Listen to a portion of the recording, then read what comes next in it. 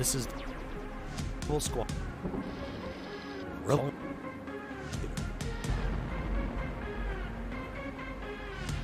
You.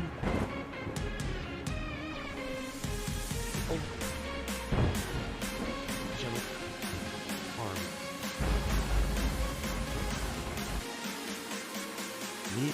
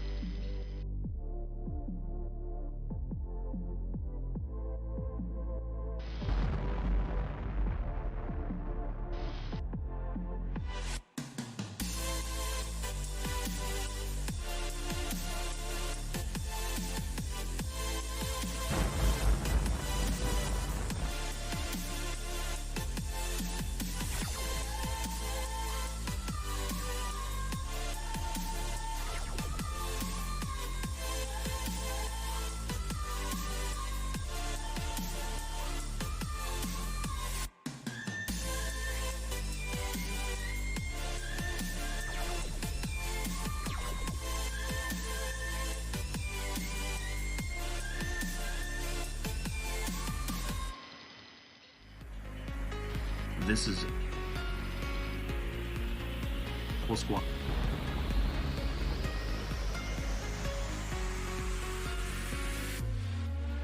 Admiral rumors.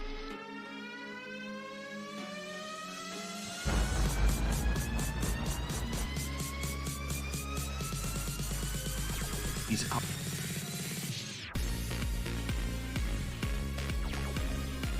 This message. Sure.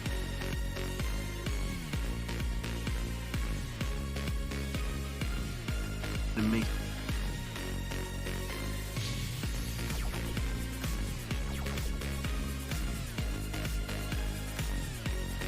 You're on your side.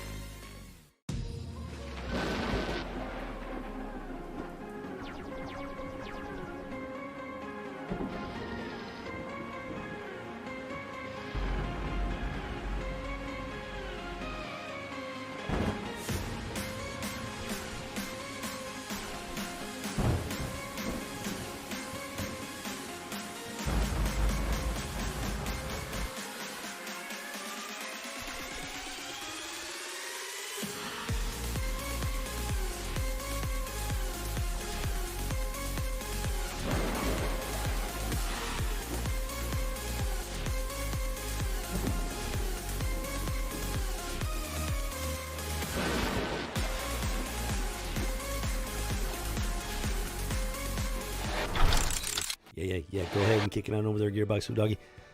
Yeah, it's time to get this party started. Hey there, and welcome back to the House of G, home of the original geek and the original gamer, Food Doggy. For those that might be new to the channel and everything, yeah, I'm just a guy trying to have some fun, trying to, you know, at the very least, relive the glory days of pop culture and whatnot, from gaming, movies, television, books, you name it. I've been a geek my entire life. I was a geek before being a geek was cool. I was a big geek before being a geek was mainstream and popular. Let me tell you. And that is my claim to geekhood, geekdom. Yeah, That's why I like to call myself the original geek and the original gamer. Doggy. Yeah, I go back to the days of Pong. Let me put it to you that way there. And things have been absolutely crazy out there. Let me tell you, out in the real world, and specifically here in the world of pop culture, things have just been absolutely bonkers.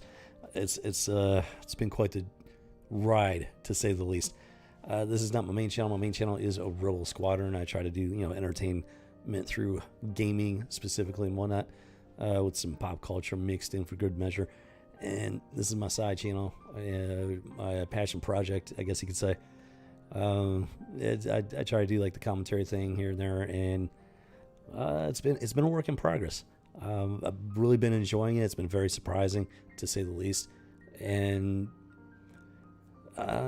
just here doing my thing. So if you're here, feel free to hang out. Yeah. First and foremost, we're here to have a good time. Yeah, I got my opinions here. I generally have pretty strong opinions. You don't have to agree with me. You don't have to think the way that I do.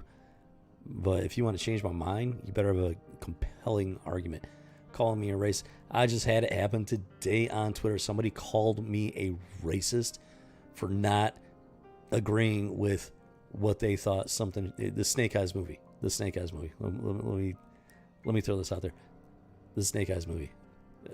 Anybody that is a true geek, a true fan of G.I. Joe, going back to the original, the beginning days of the modern G.I. Joe era, especially, Snake Eyes is a blonde-haired, blue-eyed white guy. So the Snake Eyes in this new Snake Eyes movie, he's Asian. Completely not. It's not Snake Eyes. Somebody called me racist for pointing that out. This is what I'm talking about here, folks. The original geek, the original gamer. Before this stuff was mainstream, before this stuff was cool, I'm not a geek because of the movies. I'm not a geek because of the popularity. I'm not a geek because I want to be like the cool kids nowadays. No.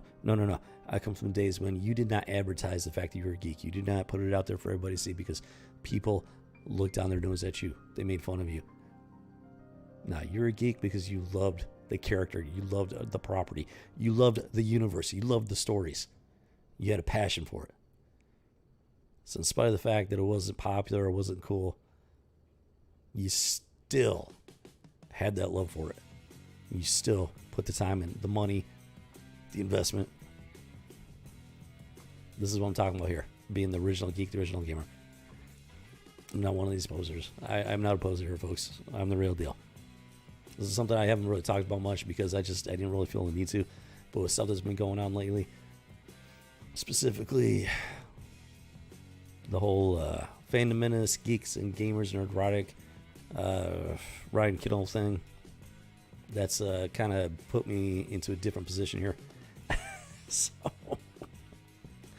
I'm not going to be a dead horse with it. Like I said, with all that stuff, I'm pretty much over it at this point. I've severed ties with that part of that specific YouTube community because I can't be part of that. Sorry, I just can't. So we're moving on here with the House of G, flying solo here, and just first and foremost, just trying to have fun here. And there is a pop culture war going on, and well, simple fact is we got to fight back. We gotta make our voices heard. I don't expect this channel to ever be monetized because I don't have the right think. That some of these guys, let's just say that I don't have the right think that YouTube prefers to have out there on their platform. So I don't expect to ever get monetized. But you know what? That's part of the reason why this is my side project and not my main project. Yeah, because my main channel has a much better chance of becoming monetized. I would love to be able to make a living. I'm gonna put it out there. I would love to be able to make a living doing something like this, and my main channel is my best shot at that at this point. So yeah, House of G is gonna have to be my side passion project for the time being, at least, and I'll do the best I can with it. I actually cannot make any videos at all right now because Windows has done something. I've had 2 brand new computers within the last year. Both of them have had catastrophic software failures. It's not the computers. I know that for a fact now. It is not the computers. It's not the hardware. It is Windows. There's something going on with Windows, and it's wreaking havoc on its own system. It boggles the mind. Like, Windows is actually sabotaging itself. I've done so much research and troubleshooting trying to figure out these problems, and it's just crazy. So, doing the best I can with it, flying by the seat of my pants. I can't make videos right now, period, because of it. So all I have right now is the live streams, and hopefully someday I'll be able to start making videos again for this channel. But in the meantime,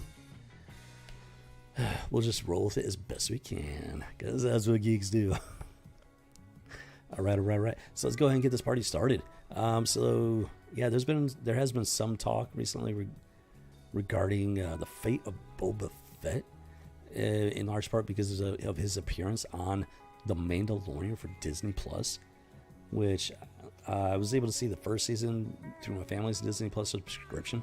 I refuse to pay for it myself, so I have not been able to see the second season, but I've seen plenty of videos on YouTube from channels that have done reviews and whatnot, talked about it plenty, seen clips. Let's just say I'm very glad that I haven't paid for it. But one of the story arcs, Boba Fett returned in season 2, and there was a lot of talk like, how did he survive the Sarlacc pit? Well, there have been attempts to give an explanation for it, and as far as I'm concerned, this right here is the true story, the canon of how Boba Fett survived the Sarlacc pit. Dun dun dun. And much to my surprise, literally nobody has talked about this. I am shocked that nobody seems to know that this book exists, or let alone what's inside this book. I'm flabbergasted, if I'm being honest. It's like, am I the only person that's ever heard of this book, or at least ever read this book? Because it's right here. If you want to know how Boba Fett survived the Sarlacc pit, pick up this book. This is a brand new book. I managed to pick it up from Walmart, and there's some author on the internet and everything. This is the least expensive one that I could get within a reasonable amount of time, so that's why I went with it. I'm not a particular fan of Walmart. It's just it was what was available, and for the most part, it's in new condition except for this corner here.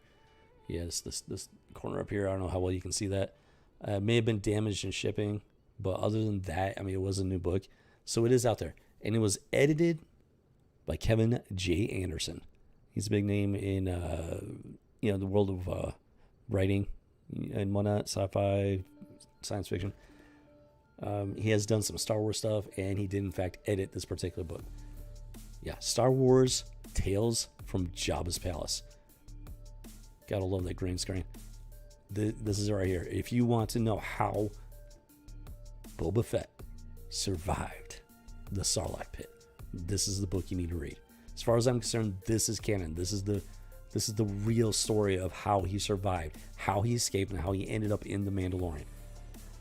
Now, I understand Disney has officially, on the surface at least, distanced itself from the extended universe and novels and everything. But as far as I'm concerned, this stuff will always be canon above anything Disney puts out there.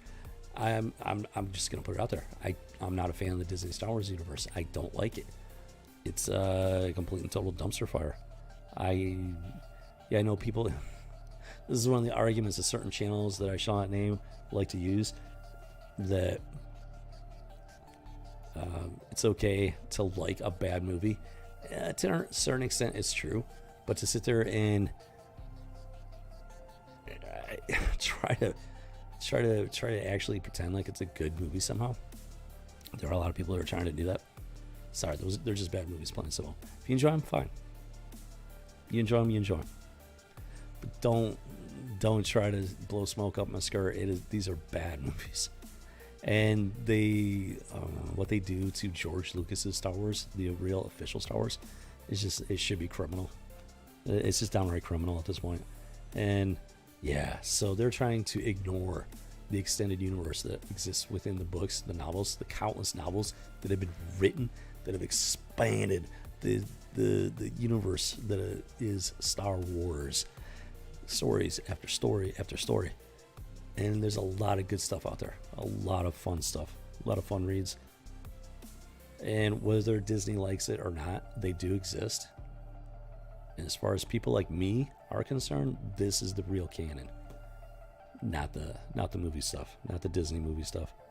Or television stuff. That's I just can't with this, man. What they're doing to pop culture in general is just absolutely, like I said, it's just downright criminal. And so that's what spoiler alert. I'm going to be going through the story here for how Boba Fett survived. So if you don't want any spoilers, if you want to read it for yourself, you might want to come back in a while, because I will be moving on from this to some other stuff. But in the meantime, this is what we're going to be going over. And yeah, so I'm gonna be giving away the farm here with this. This is an anthology book. It's not a single book dedicated to the story of Boba Fett. It's got a whole series of short stories. But this one just happens to be, in my humble opinion, the best story in the book. There are a lot of good stories in here, a lot of good short stories. But the Boba Fett one was definitely my favorite from what I remember. And I reread it over the weekend, and I was actually quite surprised at how much I'd forgotten and how good the story really was. So yeah. So let's settle this. Let's answer this question once and for all. How did Boba Fett survive the Sarlacc pit? Anything you've seen in these comic books, and even the comic books get it wrong. I saw something. I'm not even sure it was an official comic book. It was a comic book page. It was weird. Like, I'm trying to remember. He just popped up out of the sand. There were a couple of dudes there. I don't even know who the dudes were. Boba Fett pops up out of the sand, walks up, and that's it. That's the whole thing. Like, what? I don't even know. What? Like such zero imagination, zero creativity, zero originality. Oh, he just popped up out of the sand. Okay, that's how he survived. No, that's not how he survived. How did he get out of? How did he get that point? Who are these guys? These two characters. I have no idea who they are. As far as I'm concerned, it's not canon. That's not how he escaped. That's not how he survived. This. Oh my gosh, you have to. I can't really describe it to give it justice. You have to read it for yourself. You have to read this for yourself to get the full picture of it. I'm gonna go through it and give my commentary on it. But if you want to get the full experience of how he survived, you've got to pick up this book and read it for yourself. But we're gonna go ahead and talk about it today for at least a little while. Now we got here A Barb Like That. The Tale of Boba Fett by J.D. Montgomery. Let me tell you, it's a good story. It really is. So it starts off with, let's see here. Yeah, so it starts off, he's got this, he's just thinking about, it's Boba Fett, and he's thinking about hyperspace, travel, and how when you spend a certain amount of time traveling the galaxy and stuff, you learn to recognize signs of like artificial gravity and stuff like that. It's a very interesting intro to the story. And then very quickly he realizes that he's restrained or paralyzed or something. He can't move. And then he hears this voice in his mind. Doesn't know where it's coming from. Doesn't know who the voice belongs to. And the voice is very direct. It's not asking a question. The voice is, "You are Boba Fett." Like I said, it's not asking a question. It's making a statement. Somehow this voice knows who he is. And it's very mysterious, very enigmatic. It's very curious indeed, let me tell you. And now, being a short story, they don't drag it out too much with the certain aspects of the elements of the story. So with, by the end of the second page, like, he's already figured out, it finally comes back to him. It's like, came back in a rush, Tatooine, the Sail Barge, Skywalker, and Solo. And with a rush of horror that stifled every other thought fighting for his attention, it came to him where he was, in the belly of the Sarlacc, being digested. Dun dun dun, boom, right there. So yeah, by the end of the second page, it comes up, just washes over him, and he realizes where he is. And It's just the whole. I'm going to tell you this right now. This story is a bit on the horror side because it's just the setting alone is just horrific. Being stuck, falling into the Sarlacc pit. I mean, if you've watched Return of the Jedi, Boba Fett's or not Boba Fett, Jabba the Hutt. He's all like, "You will be digested over the course of 1,000 years." It's just the way Jabba describes it is just horrifying. It's just like, oh, that just sounds terrible. It sounds like a living hell, which it is. And what this story gets right, it does it so well. It conveys that horrific aspect of the reality of being digested by the Sarlacc, and it does it without being like overly grotesque. Like it's it's got certain descriptors in there, so you know what's going on, but it doesn't sit there and like it's not gory, like gore, like gratuitous gore. It takes place within reasonable boundaries of the story itself. It's very well done, very well balanced. Just gonna touch on something. So you got stuff like what is it, The Boys and Invincible. I know people are raving about these things. Personally, I'm just not into it. It's not superhero stuff. It's something else. It's highly gratuitous. It's gratuitous on a level that is just absolutely it's obscene. It's gratuitous on a level that just makes it straight up obscene. And I've seen enough of the clips and whatnot. Just human beings literally just being torn apart, and there's nothing that is not entertainment. I'm sorry.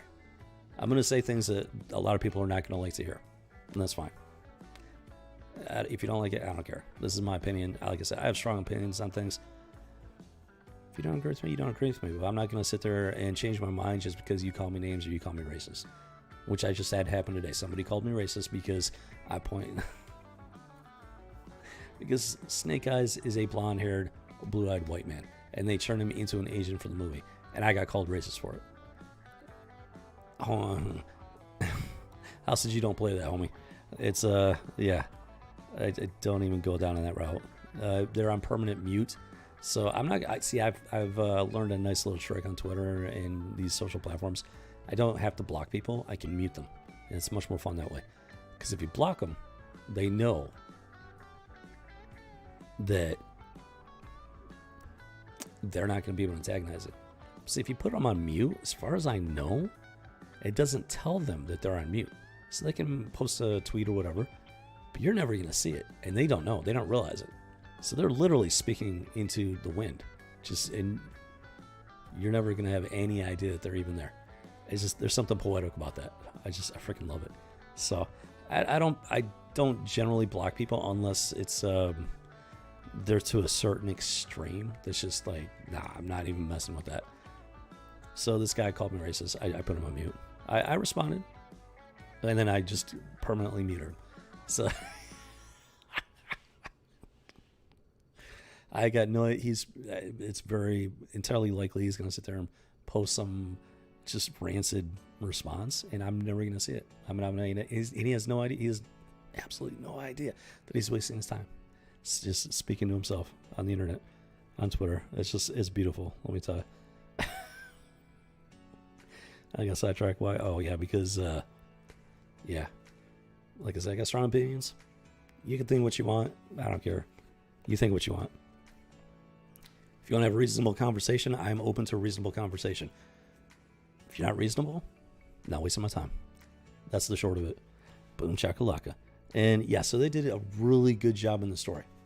It's very much a horror type story, and it works very well with the whole concept of the Sarlacc. And I mean, it does. It makes, when I remember reading it back in the day, the feeling I got was just a very horrific feeling. And I reread it over the weekend, same feeling. It was just like, oh my gosh, not quite as intense because I'm older, wiser, more experienced. And it did come back to me as I was reading it, so it wasn't quite the same, but it was pretty close, and it was very intense, to say the least. It was like, wow, it was just, wow, yeah. They did such a fantastic job of describing the experience of being trapped in the Sarlacc. It really it brings that horror the horror of it just to life, and without being like gratuitously, like obscenely, gory about it. Let's see here. So he's basically kind of like in and out of consciousness, in and out of these hallucinations, because that's one of the aspects of the Sarlacc. It can keep its prey immobilized, paralyzed-ish. Part of one of the tools in its toolbox are hallucinations. It can cause, if you get trapped in the Sarlacc, it can cause you to hallucinate the stuff from your life and everything. And yeah, it's a very effective means of keeping your prey under control. But as you might be able to imagine, Boba Fett is a very strong-minded, strong-willed individual, and he's able to overcome these hallucinations. That's why he's in and out of full consciousness and everything. And there's a lot of stuff going on, both when he's hallucinating and when he's fully conscious. There's a lot of stuff going on. And the Sarlacc in and of itself is not necessarily a sentient creature.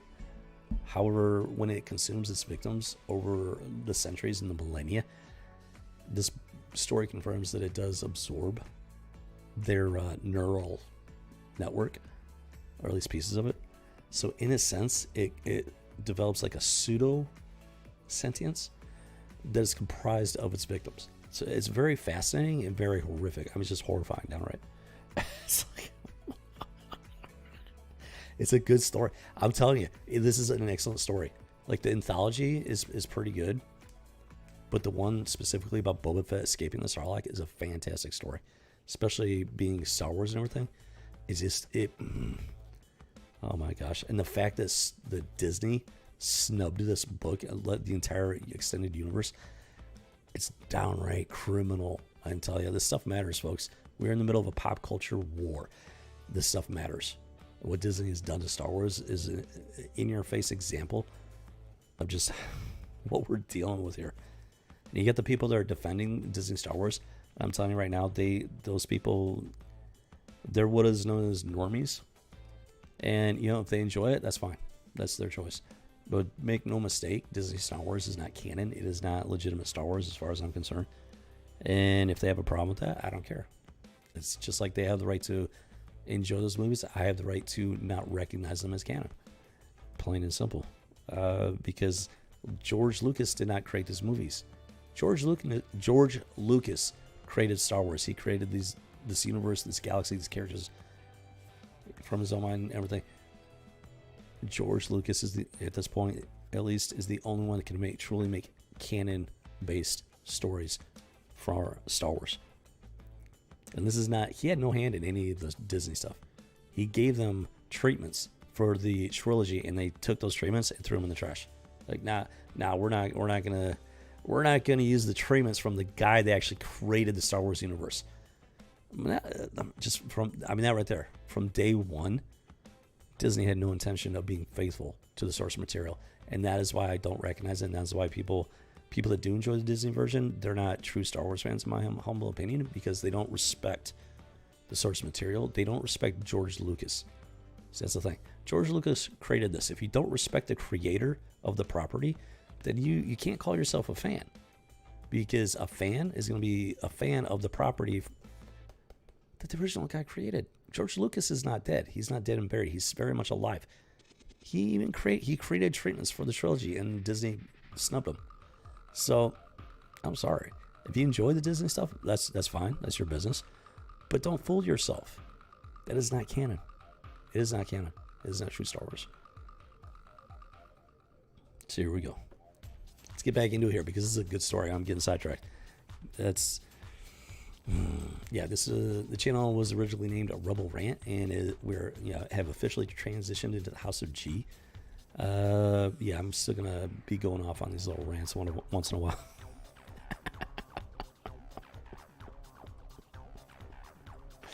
Boom shakalaka. So yeah, he's just in and out of consciousness. These hallucinations. There's this voice talking to him, and he doesn't know where the voice is coming from. Because like this, the Sarlacc is not by its nature sentient. It's pseudo-sentient by the process of absorbing the neural networks and memories of its victims. So this voice, he finally figures out that the voice is not actually the Sarlacc. The voice is someone or something else. And he's remembering how he captured Han Solo, brought Han Solo encased in carbonite to Jabba the Hutt on Tatooine. He's reliving all of this stuff, in part because the Sarlacc is kind of forcing him to. But that's how it keeps its victims distracted, so they can't fight back against the paralytic nature of its excretions and whatnot. And it's got these tentacles as well. It's a fairly complex organism, and it does this book, the story, does a very, very good job of describing the Sarlacc, what kind of creature it is and stuff like that. The horrific reality of being trapped in it. It does an amazing job of it. It's horrifying. It just makes me terrified of just going camping or something and then tripping into a Sarlacc pit. That would just be absolutely horrible. I'm just glad it's not real. Let's put it that way.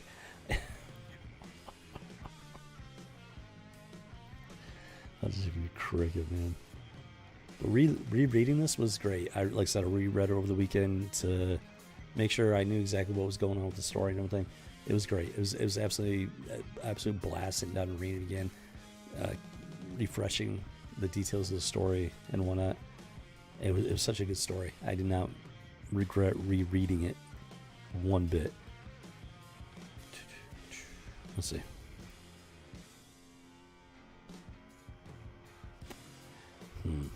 So yeah, he's having this conversation with this voice in his head, and he's trying to figure out. And finally, he's like, "Who are you?" He's talking to this voice in his head. "A fair enough question," it said, and the dark amusement was unmistakable this time. "As you are my past, Boba Fett. I am your destiny." And that is the voice that he cannot identify. He knows it's connected to the Sarlacc, but he also knows that it's not actually the Sarlacc itself. He can't figure it out. He's trying. That's what he does. He's a very calculating person. Doesn't give up. He's very strong-willed. And he's fighting. He is fighting for his survival. Up here. He's fighting up here. His body's strapped. Can't move. This battle's going on up here. Much like it is with modern pop culture. Pop culture wars, it's kind of metaphysical in nature. It's actually a pretty nice little parallel right there. Yeah, right now, think of it this way. Us, the real fan community, the real geek community, we're pretty much trapped in the heart of the stomach of the Sarlacc. And it's trying very hard to just digest us slowly over the years. But we're fighting back. We are. And that's exactly what's going on with Boba Fett right now. He's not giving up. He's like, no, I've always enjoyed the character Boba Fett. He's not like a villain per se. He's a bounty hunter. And he's the best of the best. So it's like, he does have a code of honor, but it's like, it's an interesting character. It's an interesting character. Like I say, he's not necessarily a villain per se. I don't know. From what I've read about him and stuff like that, I'm a little confused on him because supposedly he's not like a true Mandalorian. So that I'm curious about. I would like to get some more information on that, but I don't know where to get it because I don't the Disney Star Wars stuff. I don't take it to heart. I don't consider it true canon. So I'm not really sure where to get information on that. But yeah, he's just he's very focused on being a bounty hunter. That is his life.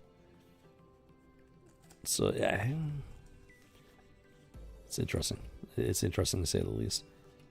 Boom, boom, boom. So yeah, he's got this mental war going on with the Sarlacc and this other voice. He's trying to figure out who this entity is, and he's actively trying to figure out a way out of this situation to escape. Most people might, well, some people might just give up pretty quick.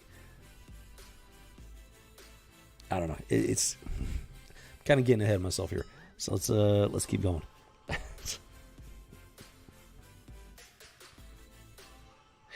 And he flashes back to Jabba's pit, or Jabba's palace and everything. How he negotiated with Jabba regarding Han Solo's bounty. He actually convinces Jabba the Hutt that he needs to get paid more because Han Solo is no longer just a bounty, but an actual work of art. And the artist is Lord Vader himself.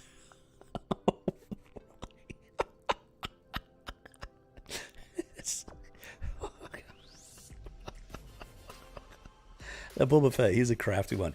He actually pulls off like an art dealer aspect, trying to get more credits out of Jabba, and he succeeds. He does it. He pulls it off. He convinces Jabba that Han Solo is now a work of art and therefore worth more money. It's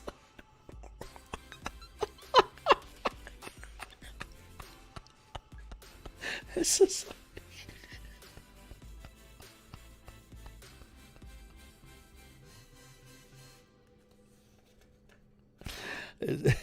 and the book doesn't it doesn't like sugarcoat or whatever. It doesn't try to pass him off as like, oh, and he does this fantastic job of playing the art dealer. No, he like Boba Fett recognizes, at least he acknowledges it, at least to himself, that he is not an art dealer. He is not an art critic. He doesn't know anything about art, but he's like, I gotta try. I gotta convince Jabba that he's a work of art now and he's worth more money. He recognizes that fact about himself. That's not him, and it's like kind of a long shot. But he does it anyways because he's Boba Fett, and because he's Boba Fett, he succeeds. It's like, it's great. It's great. It's a nice little bit of humor thrown into this absolutely horrifying situation that he finds himself in. It's very, like I said, it's a very well balanced story. It's a very well done story. And okay, so let's continue. So he finally says it straight up: "You're not the Sarlacc. Sarlacci aren't intelligent. They don't have a brain worthy of the name." And then the voice identifies himself as Susejo. So yeah, the voice finally openly acknowledges that he's not the Sarlacc. He gives him his name and everything.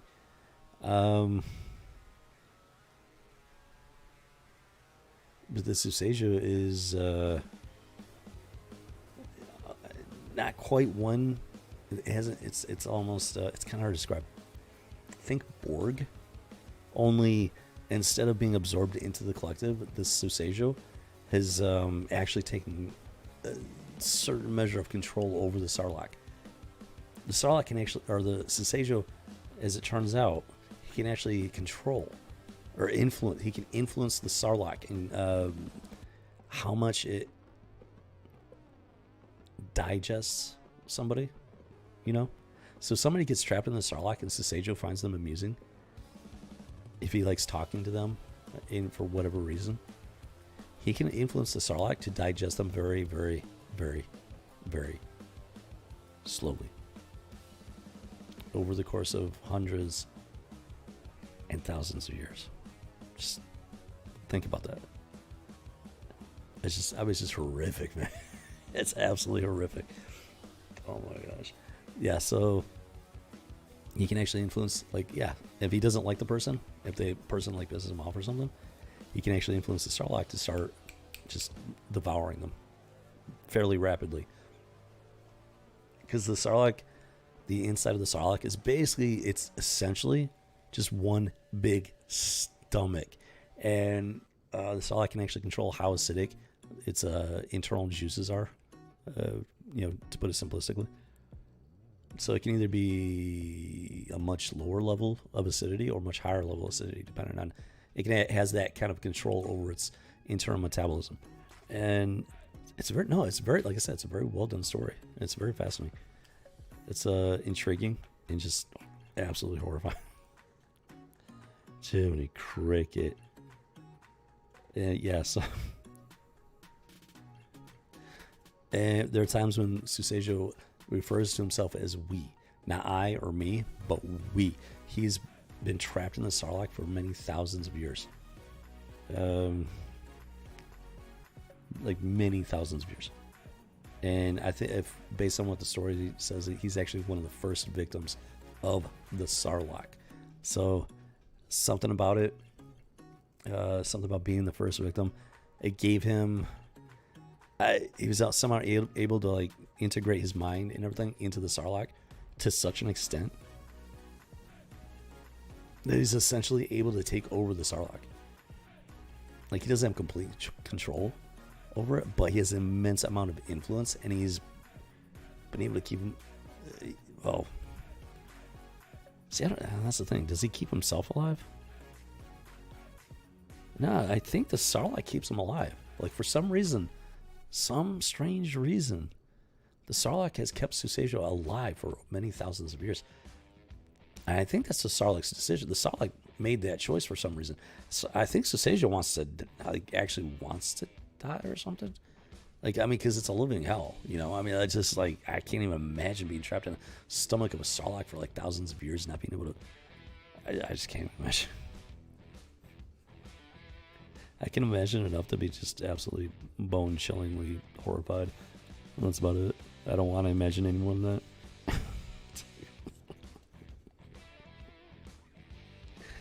This is Susejo. He's still alive. The Sarlacc apparently has a soft spot for him. Being... I think Susejo was his first sentient meal. And that just... It formed some sort of bond between the two. That's why the Sarlacc hasn't finished him off. That's why Susejo is still alive. That's why Susejo has so much influence over the Sarlacc. It's very fascinating. It really is. In a horrifying kind of way. And they have like this philosophical discussion, Boba Fett and Susejo and stuff. And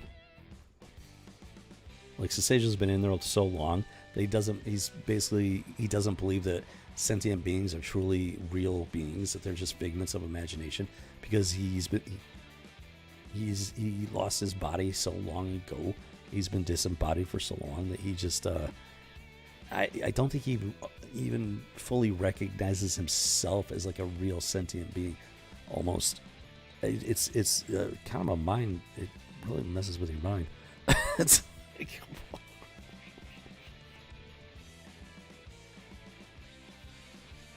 it's no, like I said, it's a good story. It really is, which is why this is canon for me. I don't care what Disney has to say about it. This is canon. This is the true story of how Boba Fett beat the Sarlacc. Period. End of story. Full stop. That's all there is to it. As far as I'm concerned.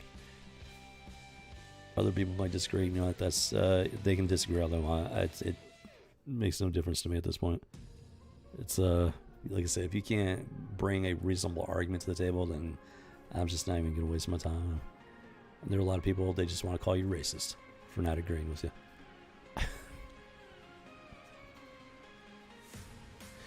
Boom shakalaka. So Boba Fett finally addresses the guy. He's like, you lie. You're not the Sarlacc. You're down here with me. Because, he figures out this was a sentient person that was trapped in the Sarlacc. But then the guy's like, I'm not the Sarlacc. Considering thinking. Don't be so sure of that. I am Susejo of Choi. Or I was. And I have been here for a very, very long time. Longer than you can imagine. But who knows? Perhaps you will not have to imagine it. Perhaps you will survive. You entertain me. And that which entertains me entertains the Sarlacc. When I am happy, it is happy. I expect you will be with us for some time. And that's a very telling paragraph right there. Gives you like a sudden insight into who this being is. Being openly admits that they are a victim of the Sarlacc, one of a race called the Choi. and that he's been there a very long time, an immense amount of time, and that he does in fact have a sizable amount of control and influence over the Sarlacc. Not complete and control, but a very sizable amount of control. Yeah. Interesting. Dun dun dun.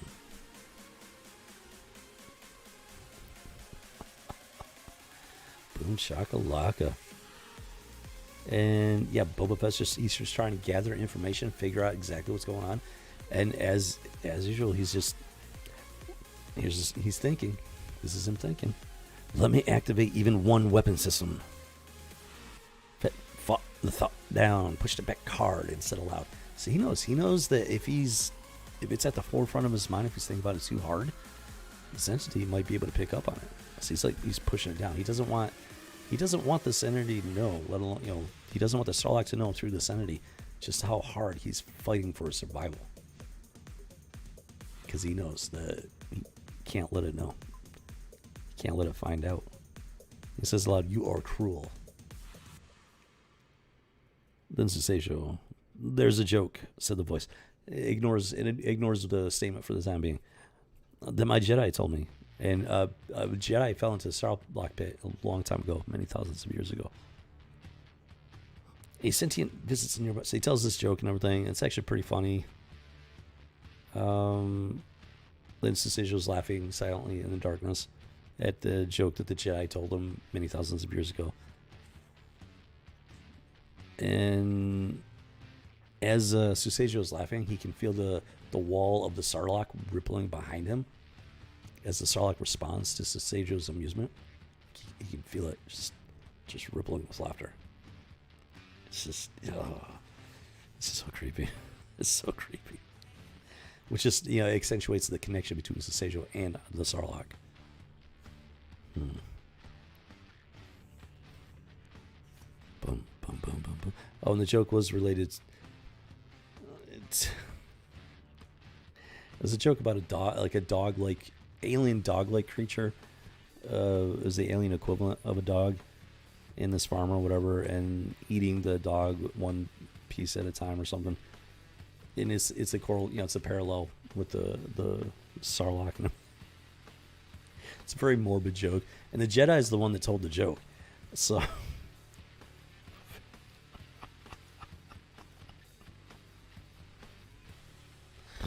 Oh, Jiminy Cricket. So yeah, he's just there's literally nothing he can do. He's physically trapped inside the Sarlacc, and so all he has is his mind. So he's talking to Susacio, gathering information, processing the situation, trying to figure out, how do I get out of this? And you got the Sarlacc's got tentacles, like internal tentacles and everything. And it's a very grotesque and complex creature.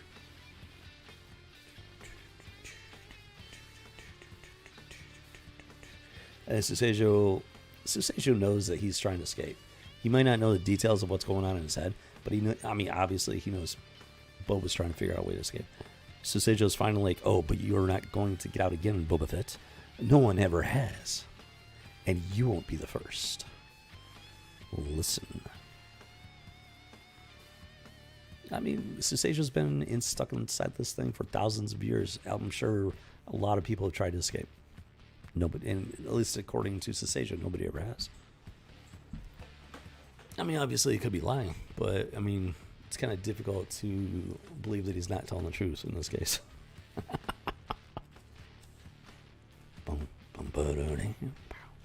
Let's see. So, let's see. Yeah, so Susacio starts to tell him a little bit about his own experience. The Sarlacc ate my left leg first, love. I hadn't been able to move either my arms or my legs for months, I suppose. A very long time. They didn't hurt anymore, though my skin burned. It never has stopped burning the entire time I've been in this blessed pit. So he goes on to talk about how he's hanging up in the main chamber and whatnot. And just describing, and he's all like, I try not to look down. My left leg's gone beneath the knee. I didn't even notice it going, to tell you the truth.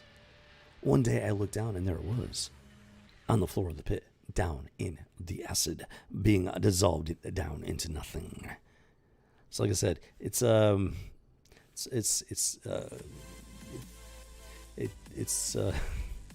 doesn't pull any punches about what the Sarlacc is doing to its victims, but at the same time, it does not do it in a way that is gratuitously obscene. This is how it should be done.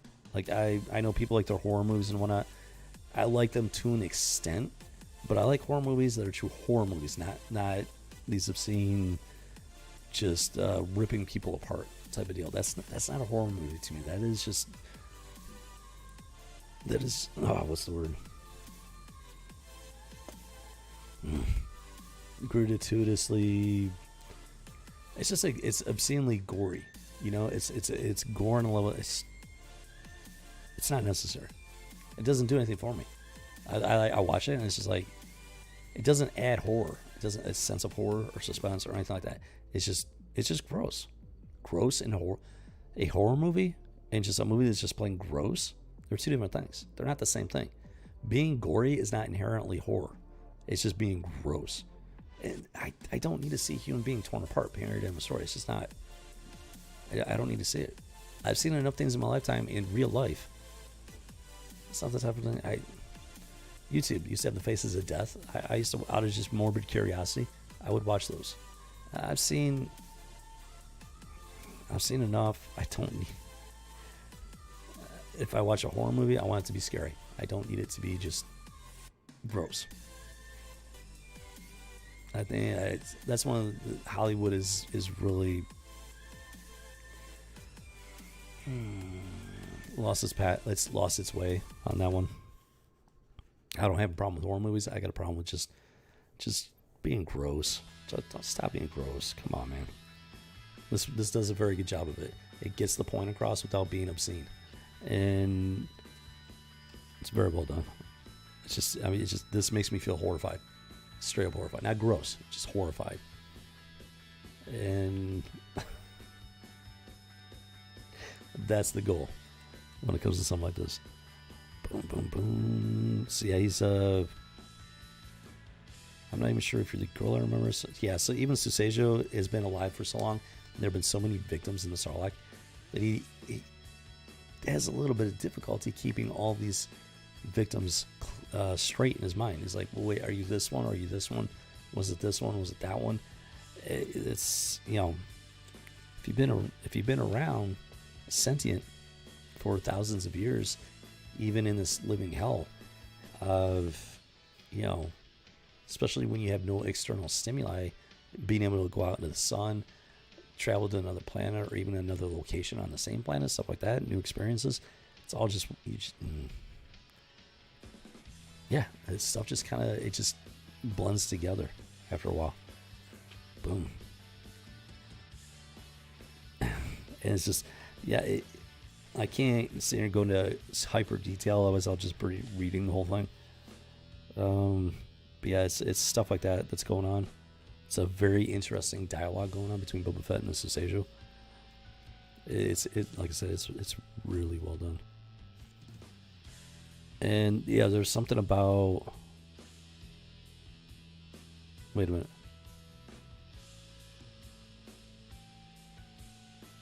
Oh, you know what? I forgot about this one.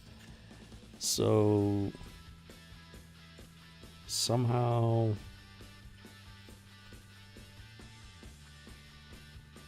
Or was he?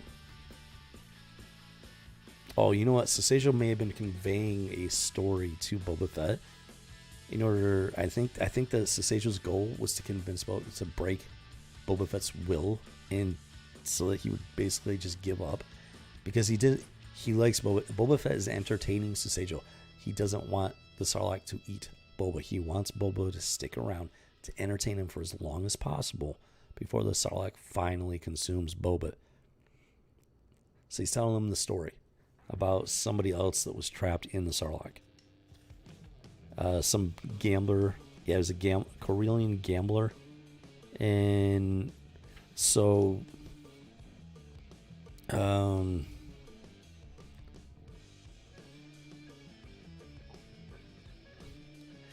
This dude like tells Susejo a story.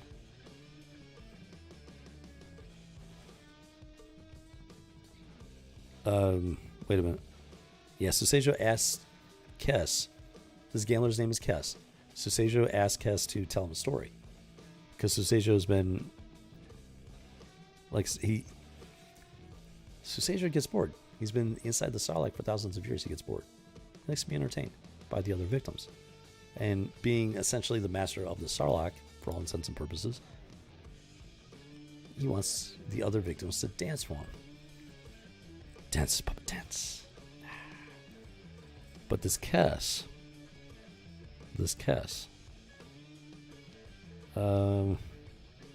I don't think he's really a fan of his circumstances, and he knows that he can't escape. So he tells him the story. And about hanging from a cliff or something like that. He can't get up, can't get down. He's basically trapped on the cliff. And he sees a berry growing on the edge of the cliff. He plucks the berry from the side of the cliff, pops it in his mouth and eats it. Mentions how sweet it tastes.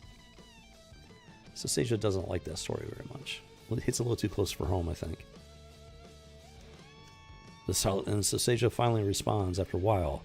The Sarlacc is hungry. I think I'll have her eat your arm now. I mean, that's just...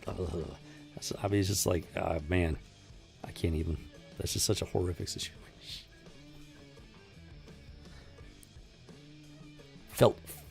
Fett felt the horror that the Corellian gambler, dead these many centuries, fought against as his limbs decayed, as the Sarlacc ate him from the outside in. And so, yeah, I think that was Kess's goal, actually. So I think this is happening in real time with Fett inside the pit and everything, with this Kess character. Kess was like, he's a gambler and everything, so he knows how to, play on people's emotions and stuff like that. He knows how to play people. He read them, manipulate them, and considering the situation, he was like, he didn't want this to drag out. He wanted it to be over with. So he told Susejo a story that he knew that Susejo wasn't going to like. And it worked. Susejo convinced the Sarlacc to finish off this Kess as a matter of revenge. However, not realizing that that's what Kess wanted to begin with. And that's when he's feeling the horror, like the Corellian gambler. I guess he'd actually been in there first. This Kess character had actually been in the Sarlacc for centuries at this point. He wasn't a recent victim. He's been in there a long time. Not nearly as long as Susejo, but for a long time. And I guess he finally got fed up. He wanted it to end, and he figured out how to make it end. And Fett is feeling the horror. Even though this is what he wanted, it's still horrific to actually experience it. It still wasn't necessarily a slow death or a fast death. Fett can feel the horror of this Kess character as he's finally being consumed in entirety.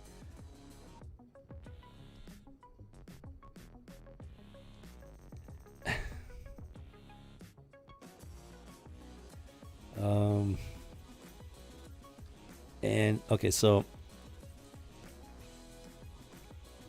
it goes on about how it explains how Boba Fett was born to anger and rage was his life. Which, he's a Mandalorian, sort of, I think. I'm not sure. I've heard that Jango Fett wasn't really a Mandalorian. He got the armor somehow. Him and Boba were not true Mandalorians. I don't know how much of that is canon. How much of it was just Disney nonsense. I got no idea.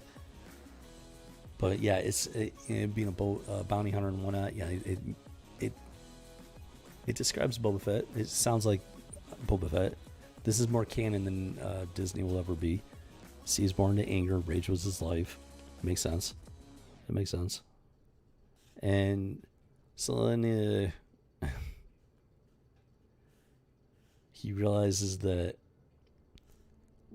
his rage and his anger bring lucidity to his thought process. And that's when he starts to realize, especially after Kess manipulates Susejo into finishing him off, finally, after centuries.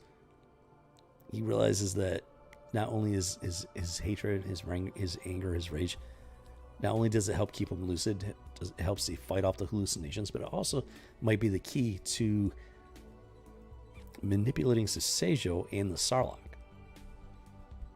Boba Fett's a smart guy. Don't underestimate him. That's part of what makes him so dangerous.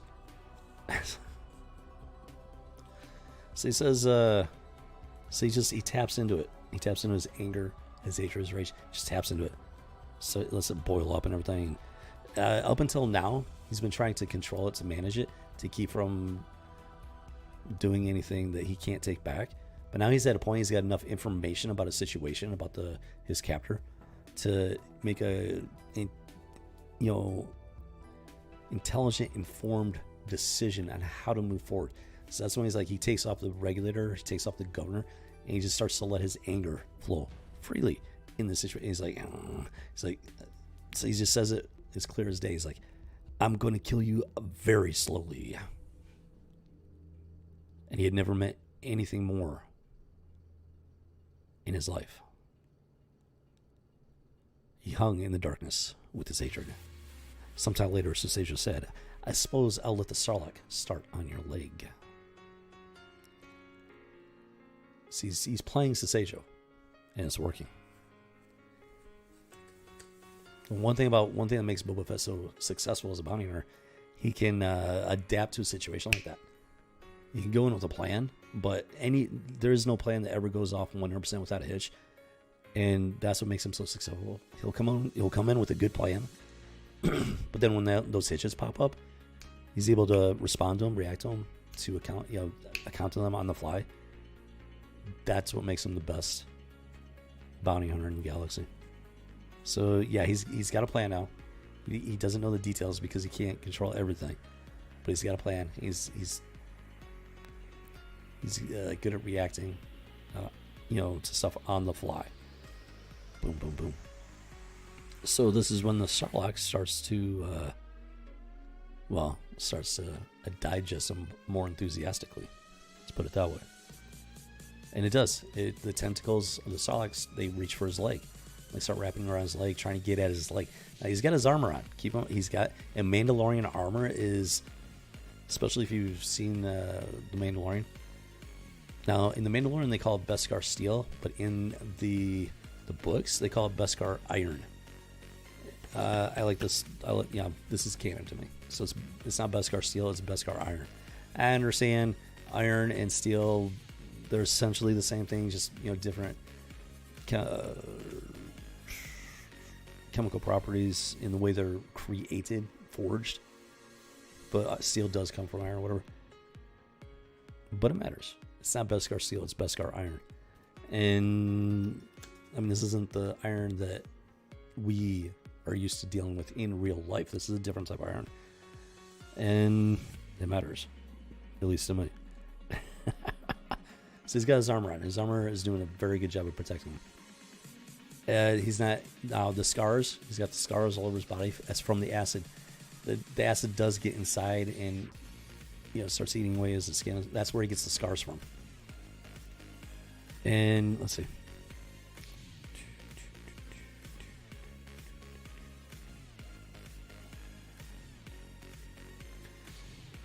So, yeah, it's...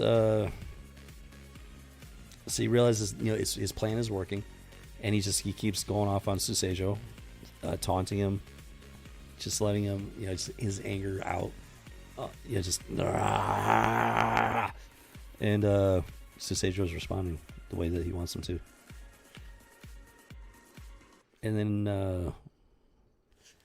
then, let's see. And then it cuts to Seijo. I think Seijo is conveying the story of this Jedi. She was 60 years old and a fairly experienced Jedi and whatnot on Tatooine for some reason. It doesn't say why she's on Tatooine, but she's walking across the desert and she falls into this baby Sarlacc. It's like 5 meters wide, 5 meters deep. Not a big one compared to what it is now. And she almost escapes. She finds her lightsaber. She's able to, slice through some of the tentacles and breaks free. She leaps for the opening of the Sarlacc, like I said, about 5 meters. So it's pushing her leaping Jedi Force leaping ability to the limit, but she's going for it. But before she can reach the lip, the tentacle reaches out and grabs her in midair and drives her back down. She loses her lightsaber and boom, she's done. She's permanently trapped in the Sarlacc at that point. And it conveys the story of, it puts Susejo is conveying the story of her experience in her shoes. So it's very weird, kind of mind trippy. So it's Susejo talking, but he's it's almost like he's taking her memories and just like plopping them into Boba Fett's head. It's just trippy. It's just trippy. Makes you wonder if it's like something out of the 60s or 70s, like acid trip or something. Boom shakalaka. And yeah, so it finally tells you about the Jedi. And Susejo's all, I miss the Jedi. She was very kind to me.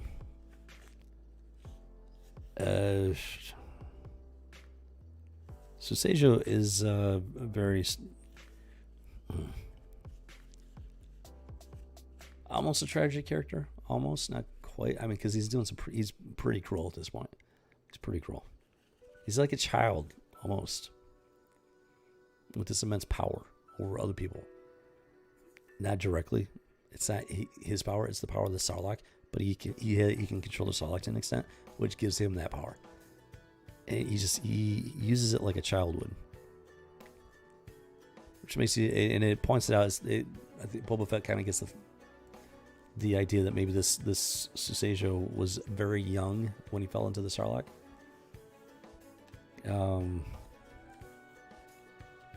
So it puts a very tragic spin on this character.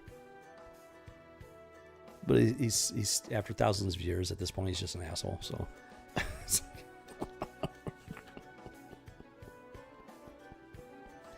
And Fett plays up on it. Yeah, I miss the Jedi, Susejo said. She was very kind to me. Blah, blah, blah. Boba Fett, he snarled. Then you shouldn't have eaten her, you miserable wretch. And he's just releasing his hatred and just letting it out, just like, ah. And Susejo does not respond well. And as Susejo does not respond well, neither does the Sarlacc. It's grabbing him by the leg, trying to pull him down and everything. He finally gets enough footing on solid ground, which is actually the digestive tract of the Sarlacc. So he's able to plant his foot, pushes upward, and his goal in that moment is to turn on his jetpack by catching the switch on the edge of the Sarlacc, which he manages to do. He pushes up. He's still got his jetpack on. It's still functional. Pushes up and it catches the it's got some sort of manual switch on it on the side of it or whatever. It activates the jetpack inside the Sarlacc. Flame just shooting out. But it's got no place to go because he's trapped inside the Sarlacc, held fast to the walls of the Sarlacc. So guess what happens? I'm sure you can probably guess what happens at this point. It's just the insides of the Sarlacc just are filled with fire. And since the jetpack, it says here, the jetpack had never been intended to be run in such tight quarters for any length of time. Says you can imagine. Boom. The jetpack explodes inside the Sarlacc. And it's catastrophic, to say the least. It literally it breaks his Mandalorian armor. Like, it breaks it. Like, he's had the armor for a very long time. And, yeah, it's been dinged, it's been scratched, stuff like that. But it's never been broken. And in this moment, it breaks his armor to the point where it's just absolutely useless. Beyond repair. And, it causes him pain. It causes him harm. But nothing he can't survive. The armor, it breaks the armor, but the armor still protects him from the worst of it. And but it does knock him out for a few seconds. Like he regains consciousness after a few seconds and everything. The jetpack fuel is just splattered across the inside of the Sarlacc, and it's just catching fire everywhere. The Sarlacc has an immense amount of pain, and between the acid, the stomach acid, and the flaming jetpack fuel, Fett is hurting right now. He's hurting. It's not killing him. It's not consuming him, but it's definitely causing him some pain. And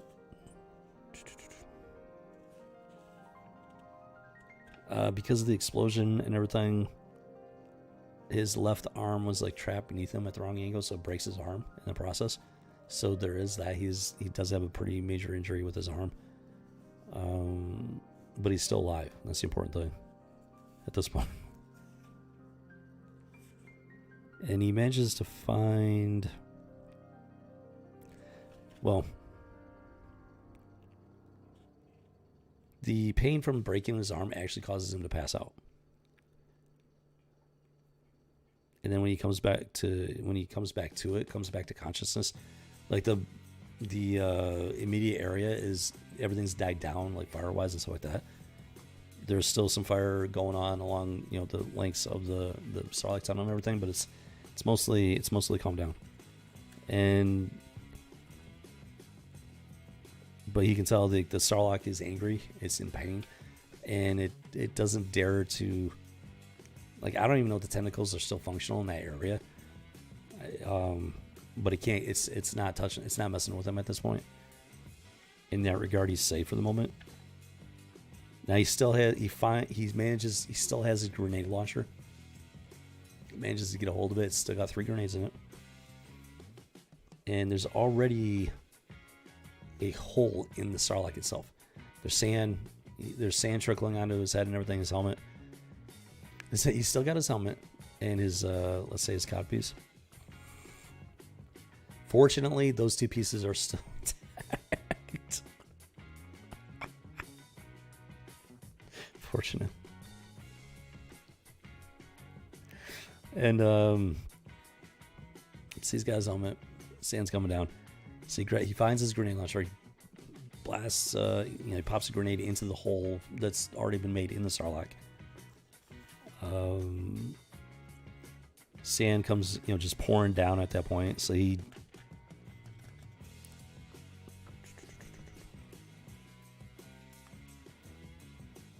Wait a minute, hold on. Oh, okay, so I guess he'd already fired one at some point. Maybe before he got trapped down there. But he still had a couple of grenades in the launcher. So he fires one, blows there's already a hole in the Sarlacc from the jetpack blowing up. He fires the grenade launcher, boom, makes it even bigger.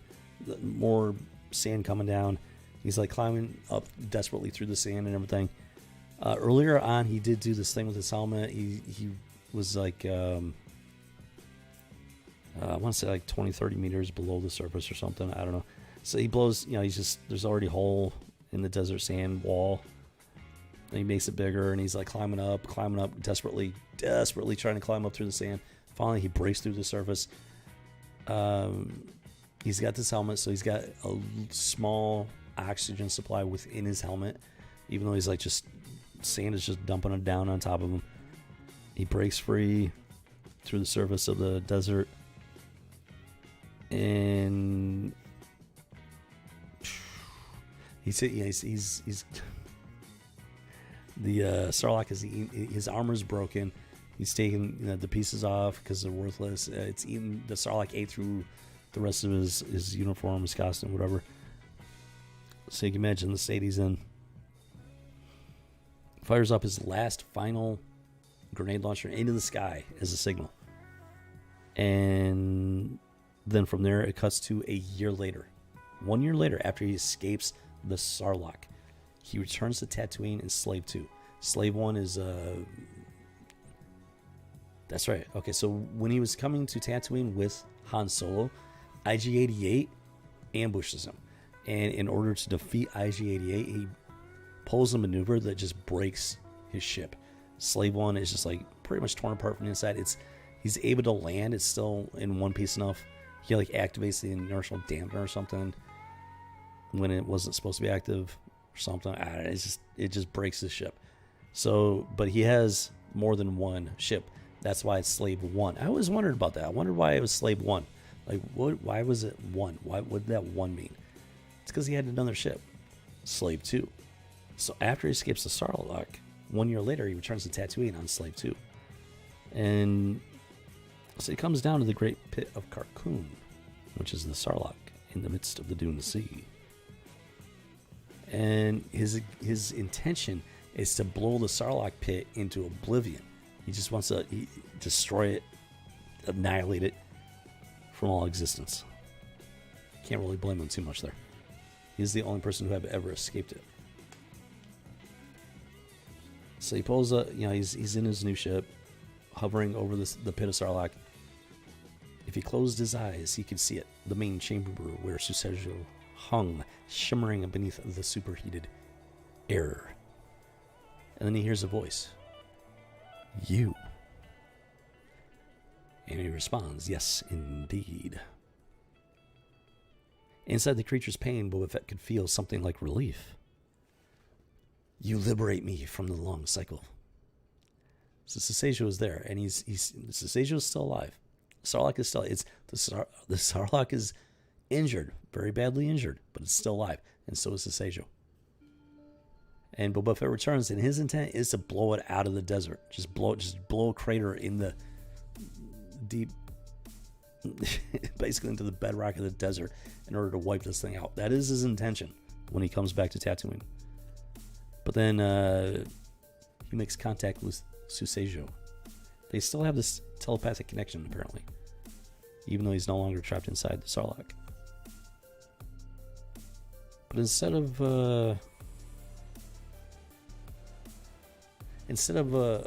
blowing the Sarlacc out of the desert sand, he instead takes his ship off to the side and then lands safely on the desert sand. And Susejo responds, "What strange mercy is this?" And then Boba Fett says, "You don't eat a barb like that all at once," referring to the joke that the Jedi told Susejo many thousands of years ago. And Susejo responds saying, "I see. I suppose I shall see you again then." "You can count on it," said Boba Fett.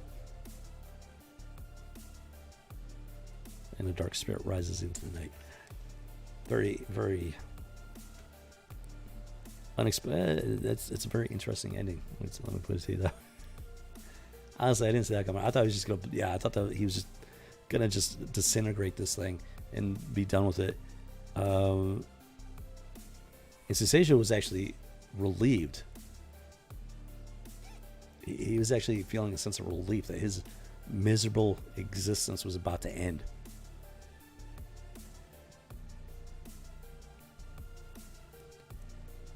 But then, interesting. You don't eat a barb like that all at once. I'm not sure how to feel about that. I mean, Boba Fett knows that there's people down there. He knows there's people down there and they're suffering. So this is why you can't really call him a good guy. Like he's I don't know. That's why he's kind of in that gray area. Like as like a villainous, he is like on the villainous side because of stuff like that. But he's not like don't consider him like dark side Sith level of villain. He does have a code of honor, but at the same time, it's like I don't know.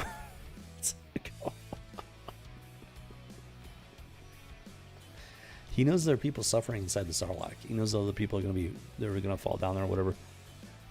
But instead of obliterating the Sarlacc and freeing those people from their suffering, including Susejo, who's clearly relieved that the long cycle was about to come to an end, He spares the Sarlacc. Flies off. Like, okay, you don't eat a bar of all like that all at once. I get they're wrapping it up. They're going back to the earlier part of the story where the Jedi that was trapped in there thousands of years ago was telling Sasajou this joke. But come on, man, these people are suffering, dude. The Sarlaccs are just a terrifying creature. I don't know what to think about that. It's a good story overall. It is a really good story, but that does sound like something Boba Fett would do because he's not a light side character. He's not a hero. He's a bounty hunter. He works in that gray area. He plays by his own set of rules. Sometimes they're honorable. Sometimes it's like, what are you doing, man? In this case, it's like, what are you doing, man? Okay, I get it. It's poetic in a sense. But these people are suffering, dude. There's people suffering down there. Horribly. You lived through it yourself. Your first instinct to obliterate this thing was spot on. And then at the last second, he's all like, you don't need a barb like that all at once. What? Sounds like something Boba Fett would do. And that's what makes him, that's what puts him on the dark side of the equation. And that's Boba Fett. Overall, it's a good story. It's a great story. I love the story. It's a great story. But in the end, it's like, oh, come on, man. Don't be Boba Fett. Just do it to obliterate this thing. Don't be for 1 second. Don't be Boba Fett. Obliterate this damn thing from existence. There are people suffering horribly inside of it, including this Sasajou. Whatever Sasajou was before, I got no idea. But I'm reasonably starting to fall into the pit. Kind of twisted his mind there. And it even says it when Boba Fett first flies down to the Sarlacc pit, to the great pit of Carkoon. He actually feels the relief coming from the pit, knowing that this tortured soul is about to be liberated from the long cycle. So if anybody thinks that Boba Fett is a hero, make no mistake, he is not a hero. He is a bounty hunter living by his own set of rules. He does have a certain code of honor, but don't mistake him for a hero. Don't do it. Don't make the mistake. It's a great story. It's a great Boba Fett story. It really is. It's a great explanation as to how he survived the Sarlacc pit. But that ending shows that he is not one of the good guys. He's not, because a good one would have just absolutely vaporized the Sarlacc and freed all of those victims that have been trapped there for anywhere from like days to countless millennia. Come on, man, Boba, what are you doing, dude? For once, don't be Boba Fett. For once, just do the right thing, man. Just not. Too many cricket, dude. That actually brings up a good question. Like these Sarlaccs are known to. They actually have the ability to travel from planet to planet, and there is an actual biological, like scientific biological reasoning behind that. Seeds, they can become desiccated, and when they're in that state, they can't grow.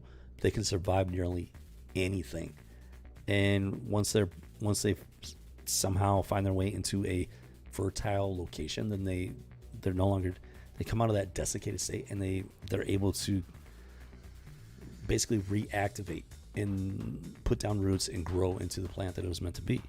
That's essentially how the Sarlacc works.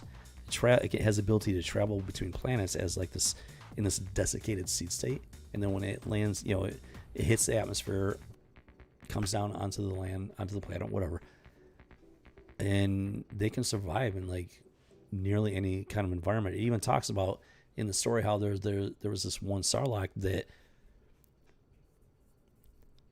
it landed on like an asteroid or something, and it was able to survive.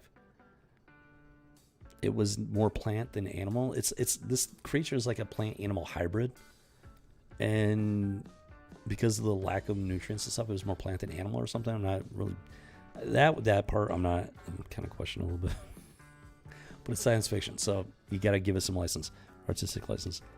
It's a really interesting concept for a alien species there. So yeah, it's just it can survive in all kinds of places. So, but knowing that what it does to its victims, and somebody falls into it and it's like digested over time, you would think that civilized people, civilized governments and stuff like that, if they knew of the presence of a Sarlacc, they would do what they could to obliterate it as quickly as possible. Now, this being Tatooine, not really a civilized planet, so it's kind of understandable how they allow it to exist. But let's say it landed on freaking like Coruscant or something. I'm sure they would. You would hope that they would, as soon as they discovered it, that they would just annihilate it from existence. I don't know. Stranger things have happened. But in this case, Boba Fett experienced it firsthand. Returned to the planet with the intent to vaporize it, and then at the very last second, changes his mind. It's like, come on, man. Just go with your initial instinct. Vaporize the damn thing.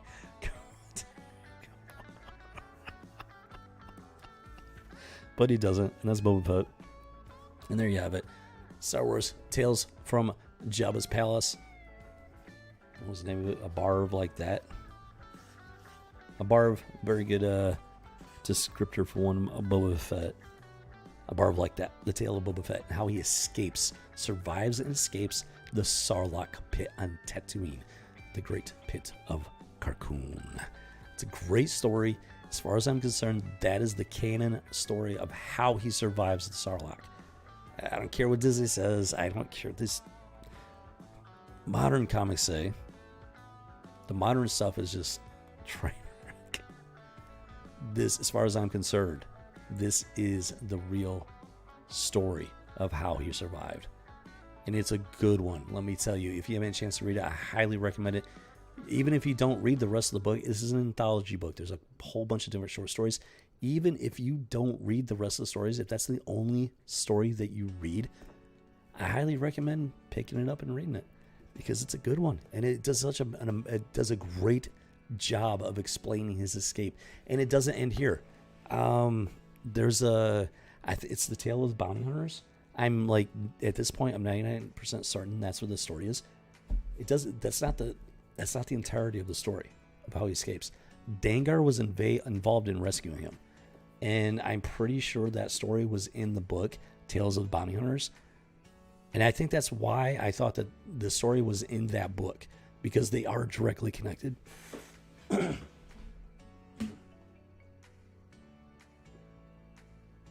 Excuse me. Oh, jeez. Yeah, it's been an hour and a half. Holy crap.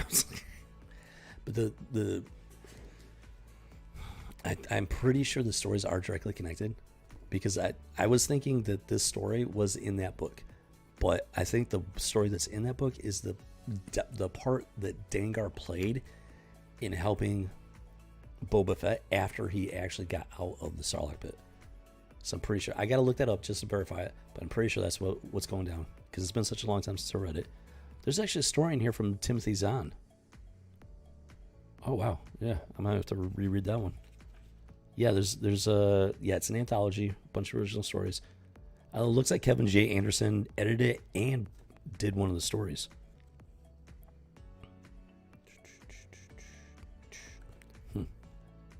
It's a good one, though. You might not think, like, well, Tales from Jabba's Palace, like, how good could it be? Some of the stories are good. That one was fantastic, and is very much worth picking up the book for. So yeah, I highly recommend it. It's right there, that one. Star Wars Tales from Jabba's Palace. It's a good book. And if you've ever wondered how Boba Fett escaped, it's right there. No stupid camera angle stuff. It's right there. It's right there. It's right there. That's easier. It's in that book right there. It's worth it. It's a good one. It's a good one. It's a good story. As far as I'm concerned, it's canon. That's all you need to know. Boom shakalaka.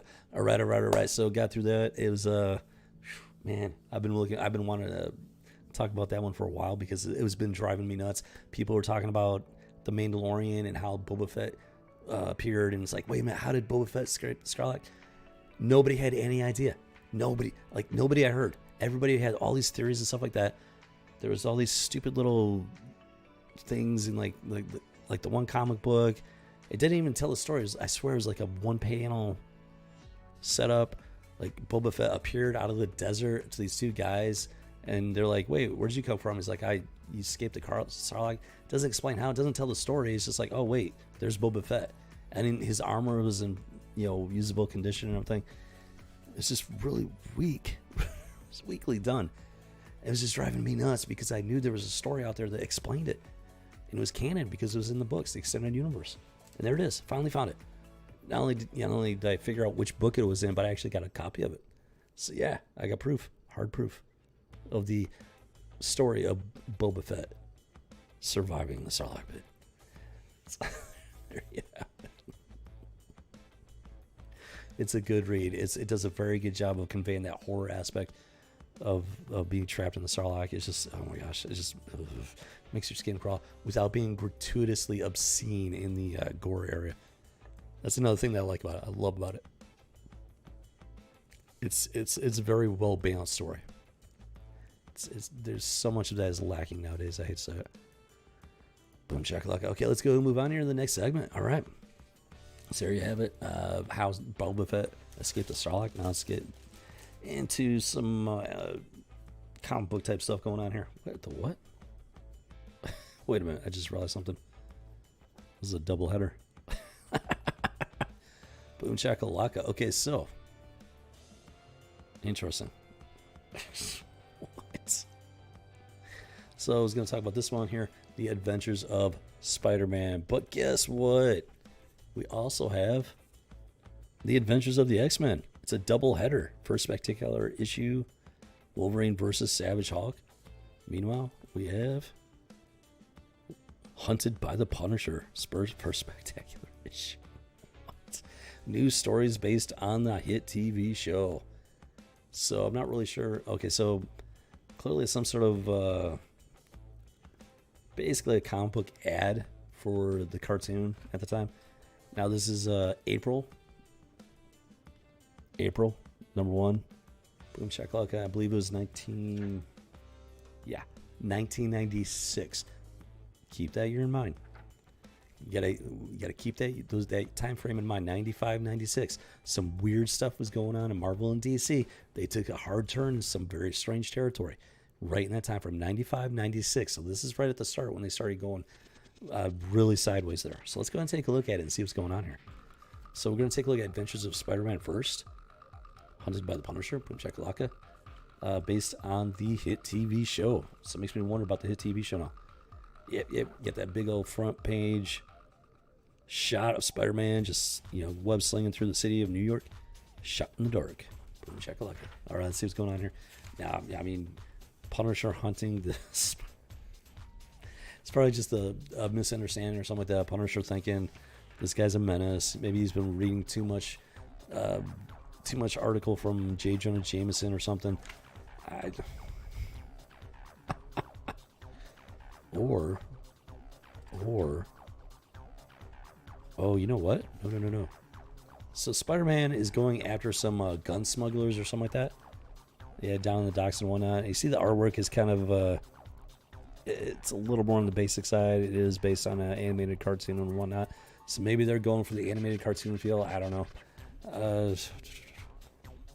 It's definitely nowhere near as bad as the modern stuff going on.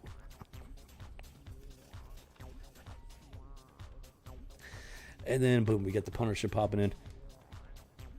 And definitely on the cartoony side, no doubt about that. But he's actually going after these gun smugglers, and Spider-Man just happens to be there. So it seems more like just a little bit of kismet there, more than anything else. At least at the moment.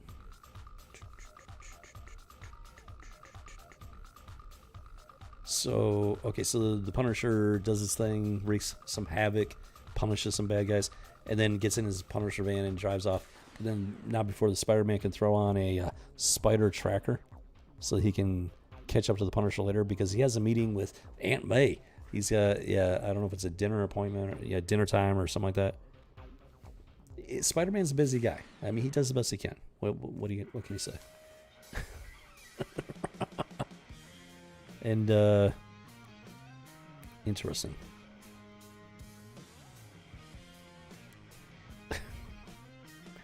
Wait a minute. Wait. Oh, wow. Okay, so we got the Daily Bugle. And there's J. Jonah Jameson. And he does an article about the Punisher vigilante gunman stops waterfront theft.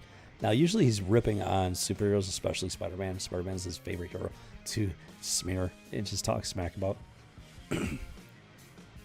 But apparently he's the fan of the Punisher, whose methods are a bit more extreme than your average superhero. Let's put it that way. J. Jonah Jameson, and he literally said maybe we've seen the last of those useless bleeding heart superheroes. This kind of hero on our front page sells newspapers.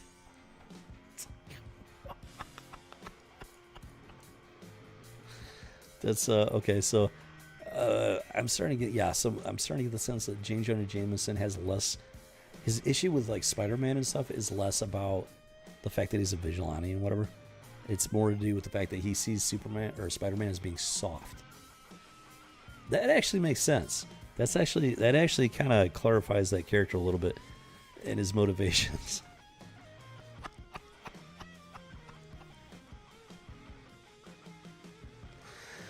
Okay, so the Spider Tracker goes off. Spider-Man, he gets costumed up, swings into action, catches up to the Punisher, who's doing the Punisher thing there. Boom, boom, boom. And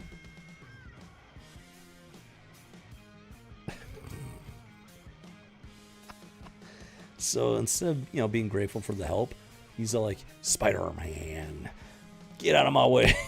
Get out. This is my war. Stop putting your nose where it doesn't belong. He's not too happy with Spider-Man at the moment. I mean, you would think that a guy would be grateful for somebody else jumping in and giving him a hand.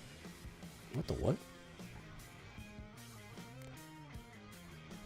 What is going on with this?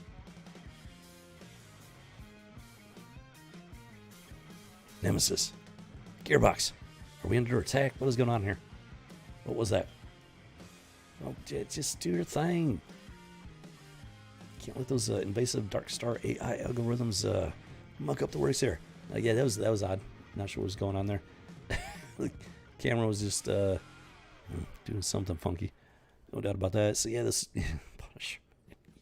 You would think he would be a little more,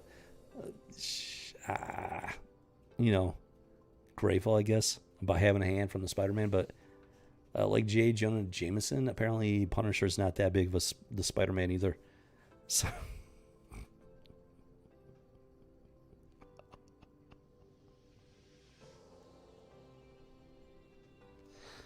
Oh, wait a minute. Hold on. Ooh, you know what? Hold on here. Hold on.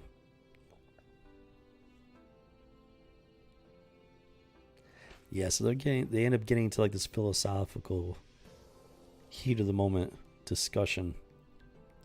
So like J. Jonah Jameson, Punisher considers Spider-Man to be one of the wimpy ones, a wimpy superhero. You probably can't read it, but yeah, they're in the middle of a fight. Well, looks like the bad guys have run off or something, or they've been incapacitated or whatever. And so now the Spider-Man and Punisher are kind of they're going at it a little bit. They're having like a discussion about so the criminals are running off, and the Punisher is about to put them down, and then Spider-Man interjects and he's like, "Put the gun down." They are different types of vigilantes. Let's put it that way. And then Spider-Man does go on a bit of a rant here. Like he manages to get the best of the Punisher for a second, and he starts going off on this little ranty monologue. Guys like me and Daredevil and the Avengers and the Fantastic Four do a pretty good job of taking care of crime in New York. We don't need fools like you carrying guns on the streets. Do yourself a favor. Yeah, this is exactly what I was afraid of. Keep in mind, this is from April 1996. This is when 95-96 era, when comic books, especially Marvel and DC, they took a hard turn into some weird territory. In this little rant right here by Spider-Man, this is very clearly, this is not about the Punisher, folks. This is about the Second Amendment. This isn't about the Punisher. Make no mistake. This is about the average. This is about anybody, average citizen, not just vigilantes, average citizens carrying guns. The Second Amendment. This is Spider-Man telling people, get out of New York City with your guns. You don't belong here. But see, there's a couple problems. I'm not going to touch on the obvious one because that's a whole political, philosophical rabbit hole. We're not going down that one. But here's the other one that might not be as obvious. Let me point it out here. These characters aren't real. They're fictional, folks. We don't have Spider-Man, the Fantastic Four, and Daredevil in real life to protect our cities. They're not real. They don't exist. They're fictional. That's the whole point of comic books. Fiction. They're not real.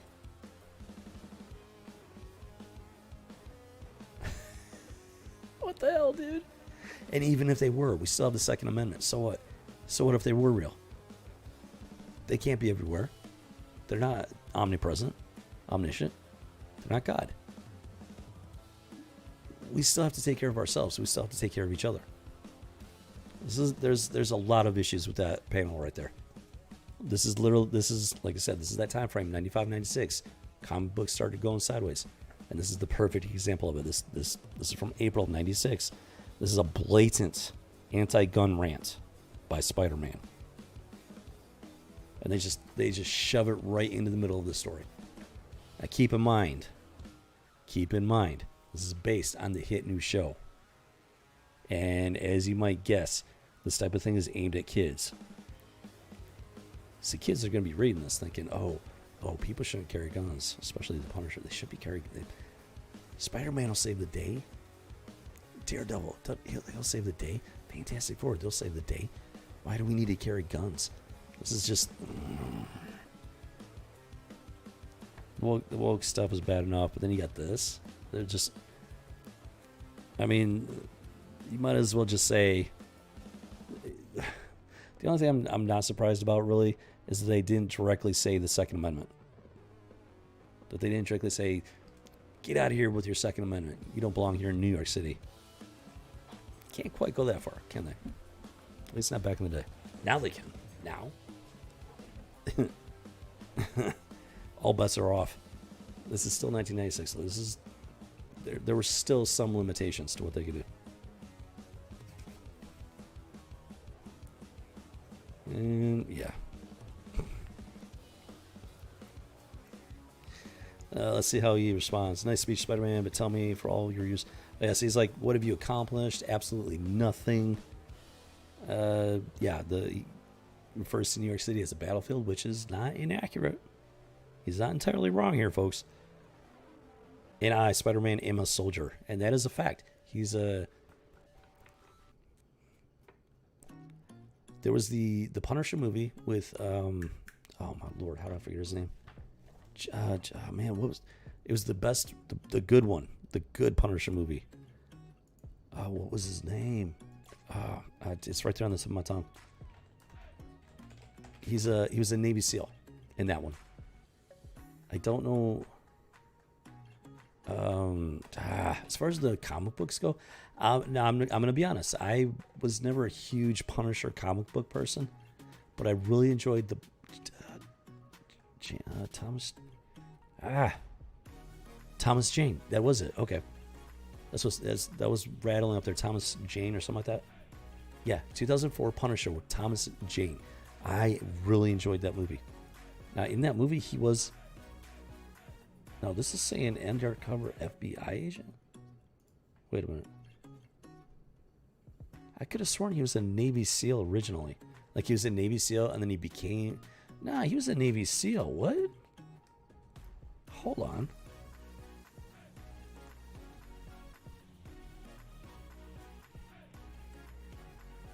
Hold on. Whoa. That can't be... Why is it saying... Okay, maybe he was a Navy SEAL before he became it. That might have been it. Okay, that might have been it. I think he was Navy SEAL, and then he became an FBI agent, and then he retired. I'm pretty sure that's how it went down. At least in that movie. What I don't know is... Like, I think he's supposed to be at least Special Forces or something like that in the comic book. And then... a SEAL specifically, I don't know. That's one of those artistic license things they might kind of play around with. So as far as the actual canon comic book goes, I'm not 100% certain, but I do know he was like ex-military special forces type of deal. Whether that was SEALs or like Delta Force or something like that, I got no idea. But in the movie, at least, he was a SEAL turned FBI. And so he's right there. He's right about that. I, Spider-Man, am a soldier on a battlefield dispensing each other. Yeah, so it's like Spider-Man, he was bit by a radioactive spider, mutated his DNA. Punisher, he was a soldier, and he's utilizing his skills on the battlefield. That is the hook of the Punisher. That's the entire. And so the fact that Spider-Man is just being like insanely hostile to him, like, yeah, you just get out of here with your guns. It's like, I mean, that's not Spider-Man. That's straight up not Spider-Man. And that is a blatant attack on just people carrying guns in general. The only thing they did not do is come out and attack the Second Amendment directly. Keep in mind, 1996, in that time frame when Marvel and DC took a hard turn into very strange territory. Boom, boom, boom. And then it gets past that one scene. No, it doesn't actually.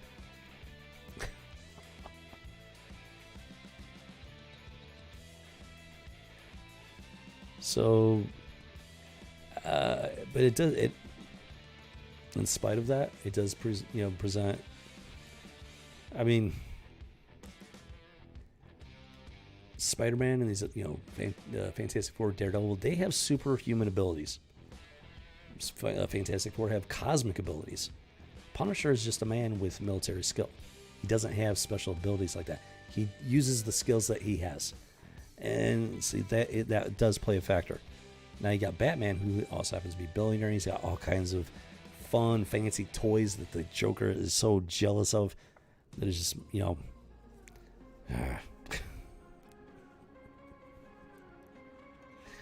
it's so the fact that they're just straight up openly attacking the Punisher, specifically the fact that he carries weapons, not a good move. They're attacking their own property. Like, they want to make money off the Punisher, but then they turn around and it's not a good move. It's not a smart move at all. It doesn't make sense from a purely business standpoint. And keep in mind, this is based off the animated cartoon series that is targeted for children. Keep that in mind, folks. Pop culture matters. Parents need to be paying attention to what their kids are reading and watching and whatnot. A lot of them don't do that anymore. Okay, and that's pretty much the end of that. Wait a minute, hold on.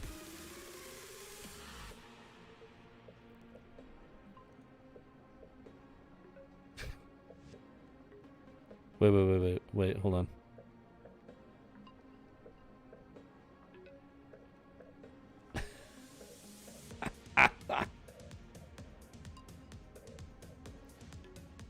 Wait.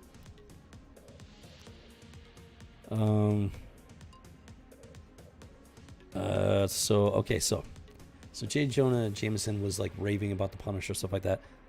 I think Spider-Man may have been. This is.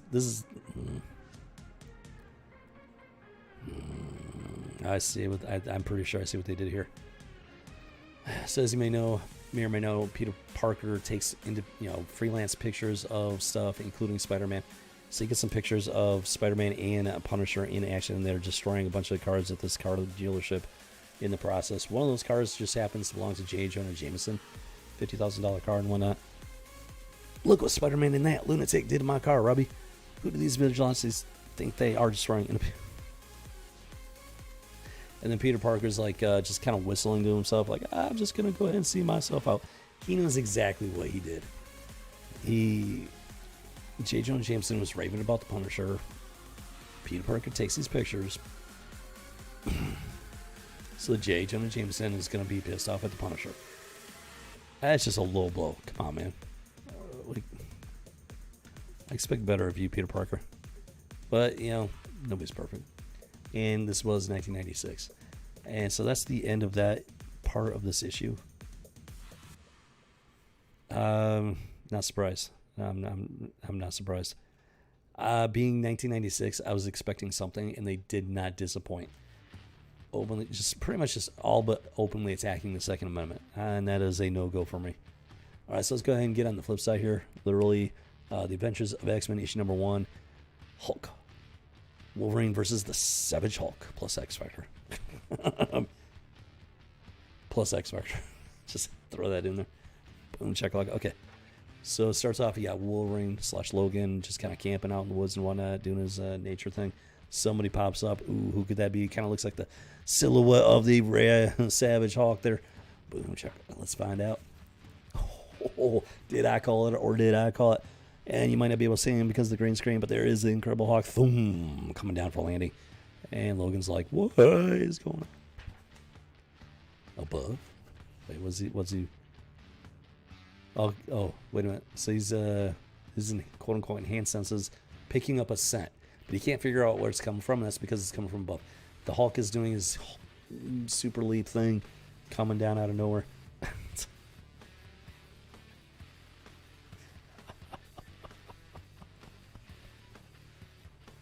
So Wolverine, his good natural berserker instinct is that the Hulk is attacking him for some reason. So out come the claws. Hulk is like, I just want to be left alone. I know you puny man. You Hulk, Wolverine, not Hulk, not want fight. Hulk is just like, Hulk is just doing the Hulk thing, leaping through the countryside. Wolverine's not having it. He's like, you smashed my campsite. It's on like Donkey Kong.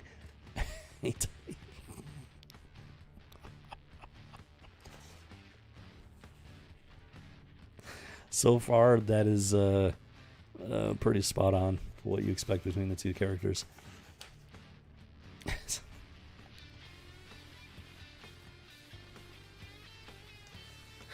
So they start to tangle, and just as it's about to get really serious, boom, up pops X Factor. Havoc does his thing to get their attention, stops them in their tracks, starts doing the dialogue thing. I think a stop over me. Wait a minute. Who is this guy? Wait a minute. Is that like Baby Sabretooth or something?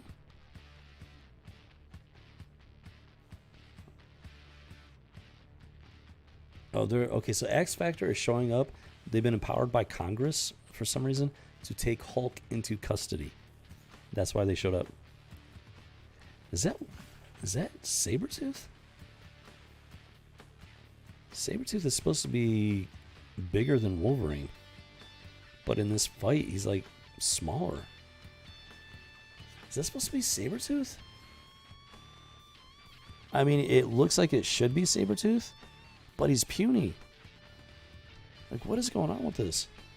Like, if you look, I mean, they're either pretty evenly matched, or Sabretooth is actually a little bit punier than Wolverine. What is going on with this?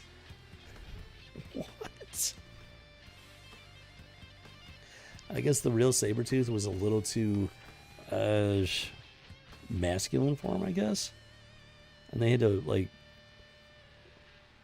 kind of ramp it down or something. Like, what? Did I miss something? Oh, no, it's Wild Child. What? Wait a minute. Okay, so I vaguely remember this Wild Child, but I don't know his origins. I got no idea. I mean, is he related to Sabretooth? Because he looks like a miniature Sabretooth. I'm going to look that one up. Wild Child, it's ringing a bell. I remember the name. Vaguely remember the character. I don't remember anything about him, though. Okay, Wild Child. He does. He looks like a miniature freaking Sabretooth. What? What? Yeah, I got to look that one up. So they incapacitate both Wolverine and the Hulk, take them both prisoner, I guess, because they were originally out to get the Hulk and take him into Congress or something. Wow. Let's see here. Let's see. Yeah, so they make it to this military base. They offload the two. There they go. Boom shakalaka. I think that's General Ross. Surprise, surprise. And let's see.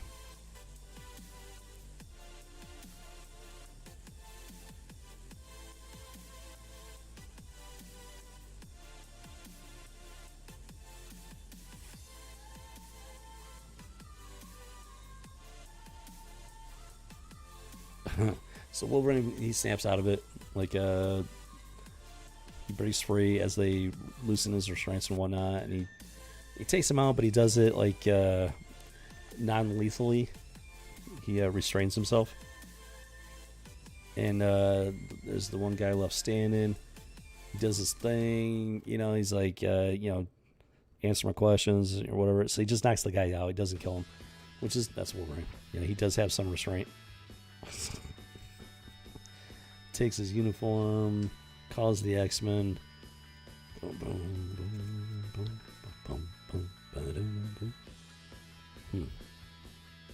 Now they still have the Hulk. Apparently they aren't not aware yet that Wolverine has escaped. They got the Hulk. Nope. Here comes Wolverine. He breaks into the Hulk's lab slash prison area type of deal. He's like, I'm freeing the Spore Sucker and taking him with me. And oh wow, it just doesn't end. Okay, so he's breaking free the Hulk, and then kabloom! In comes the leader. Comes out of nowhere. I don't know what he's doing there. What? Oh, he came for the Incredible Hulk. Okay, so he's there for the Hulk. Who knows what his plan is. To be continued in the Green Revolution Part 2, which I don't know. What? I have no idea. I don't know if the Green Revolution Part 2 is supposed to be a continuation of this. I thought these were supposed to be one-shots. Maybe I was wrong. I guess these are ongoing things. Honestly, I'm not terribly impressed with them. They're okay. This one was definitely better than the Spider-Man Punisher one. The Spider-Man Punisher one was all but an open attack on the Second Amendment. And that just like ruined the whole thing for me.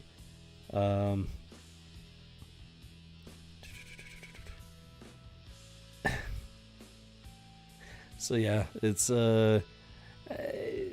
came out in 96, right in the time frame, so it's pretty much what I was expecting. It's wouldn't recommend it. It's based on the Spider-Man part is based on the hit TV show, and then the X-Men Wolverine one with the Incredible Hulk. Not too impressed with it. I don't know. It's not. It's definitely better than the Spider-Man side of it, without a doubt. But I don't know. I'd say the regular X-Men title is better than this. This is kind of like, it's almost like a rehashed X-Men. It's the Adventures of the X-Men. It's just, there's no real point to it. Honestly, there's just no real point to it. So I wasn't expecting too much from it, and this side of it definitely didn't disappoint. Let's put it down. Jimmy Cricket, but I own it, and it exists. It was published in 1996, and that makes it, for better or for worse, a piece of comic book history. And yeah, so we know what we're gonna do. We're gonna go ahead and bag and board it for posterity and for future generations. If nothing else, as a cautionary tale, don't go down this route. I mean, it's not completely bad, because it's not like it's not like the entire book is filled with like that kind of stuff. But that one panel in the Spider-Man side was definitely enough to ruin it for me. And because it was just like, I can understand where there would be the conflict where Spider-Man and whatnot, they don't use guns, but they also have special abilities like superhuman, supernatural abilities. And that's something that Spider-Man doesn't take into account. And he's smarter than that. He's a smart guy. You would think that he would take that. You would think that would be factored in, but it's not. That's a problem. On top of other things, so check out that video. There you go. The Adventures of Spider-Man, issue number 1, April 1996. It's in that time frame that when things started going sideways. I wouldn't recommend picking it up. Just saying. Oh, you know what? I did forget something here. So when it comes to comic books, you need something to put them in. You get the bags and the boards, but that's not the only thing. Yeah, this thing is very nearly full. I think this is going to be the last time I use it because there's not really any space left. Oh my gosh. So here we have my comic book box here. One, Transformers, more than meets the eye. And it's some pretty nice looking Transformers right there. We got Optimus Prime wielding the spark of life. Oh, just make sure I get, yes. And I did work out this morning, so I'm definitely on the shaky side.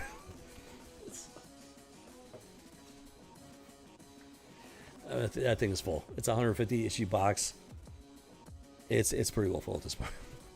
And then we got the lid. Is one Optimus Prime cleaning the clock of one Megatron. Who doggy? Transformers, yeah. It just adds another dimension of fun to collecting comic books. I love this box. I really do. Yeah, I'll have to pick up some more of them. Yeah, I got one box. I do have a regular comic book box full of comics. The box itself does need to be replaced. So I'm probably going to pick up a couple more of those and swap those out there. Jimmy Cricket. Okay, so let's go ahead and let's move on to Armageddon 2001.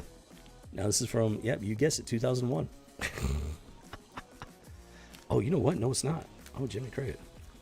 No, this is a future story. Okay. Yeah, this bag, it was in a bag, no board, but this bag is just looking a little funky, so that's going bye-bye. And this is actually from October of 1991. Okay, so it's Armageddon 2001. It takes place in 1991. There you go. So this is a future story.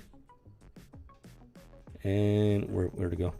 At last, the shocking identity of a monarch revealed. Boom, boom, boom. So yeah, let's go and take a look. I don't think I ever. Oh, you know, I forgot. Might want to actually put this in the comic book box. It's probably a good idea. And there we go. All right, nice and snug and ready for storage. Chakalaka.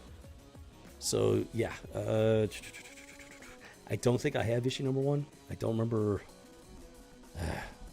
Man, I could be wrong. It might be buried somewhere in one of my other boxes, but I don't think I have it. So just got number 2 here. It's a pretty good size one, actually. There's something going on, obviously, something game-changing with the entire DC universe. I don't remember any of the details. It's been a while. This is 1991, so this is before the 1995-96 era when things started going south. This is before all of that, so hopefully it's a decent one. And it starts off with Captain Atom. Oh, Matthew Ryder, the Wave Rider. Okay, I remember the name. The character, I'm not remembering details. Yeah, Captain Atom and the Wave Rider. Wow, who's the Wave Rider again? The Wave Rider might have been a new character created for this series, maybe, possibly. I'm not sure. But they are both cosmic type characters, especially the Wave Rider.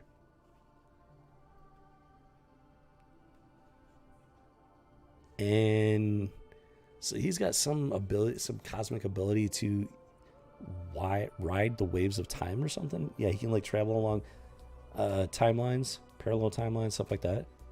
Kind of like, yeah, it's just like that's just his ability, which would explain Wave Rider, his name. So he basically takes Captain Atom on a trip with him through time.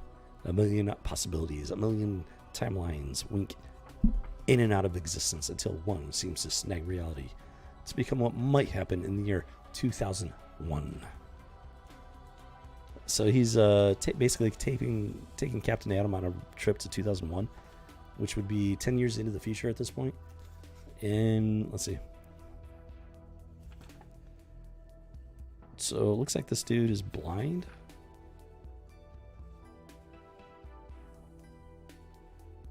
Oh no, he's not blind. Never mind. He's just a older gentleman with a cane. And there's gunfire and whatnot, so he goes to check it out, comes around the corner, these kids are all dead. And he's pretty distraught. Wait a minute, what?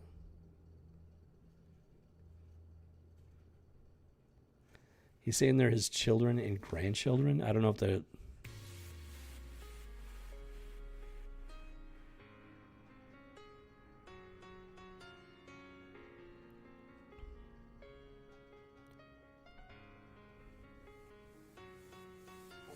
Wait a minute, what? Whoa, okay, hold on. This, no, what? Similar looking, so, hold on. So, it's, okay, so you get the kids and everything. There's the cops. He's saying they're his children and grandchildren. Then he starts to transform. And it says, it has been 6 years since Adam allowed the transformation to occur. So is this Captain Adam? And then he senses something else happening, some rift occurring in the very fabric of his existence. He feels a profound dread. Okay, so his full name is Nathaniel Adam. Is he Captain Adam? See, I'm not that familiar with the character Captain Adam and whatnot. But the way he was transforming, I think that was supposed to be him. But he's like way on the senior citizen side. Even for 2001, it's like, what? Like, I'm not reading this word for word, page for page. There's a lot of stuff going on, and then they I don't know, they take a trip on a taxi to some junkyard, and it's kind of futuristic-ish. Okay, it's supposed to be 2001, only 10 years after, you know, this is published in 1991. They still managed to make it look vaguely futuristic. That taxi is definitely not a quote-unquote normal taxi. And then you get this big old graveyard. Or not graveyard, junkyard. But they're acting like it's a graveyard. They look distraught and stuff. I don't know. What is going on?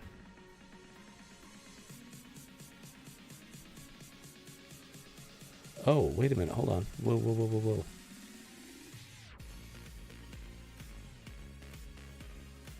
Wait, hold on here. What?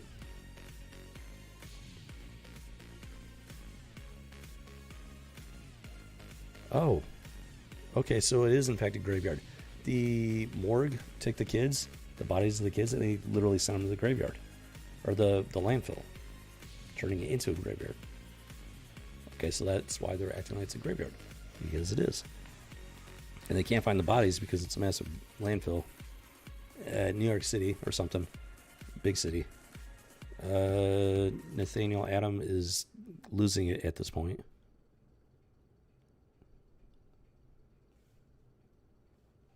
And he starts to transform, taps into some quantum field. The Wave Rider is like, don't do it. But he can't hear Wave Rider. Wave Rider is like, something's terribly wrong. And it opens up, for some reason, it opens up a rift.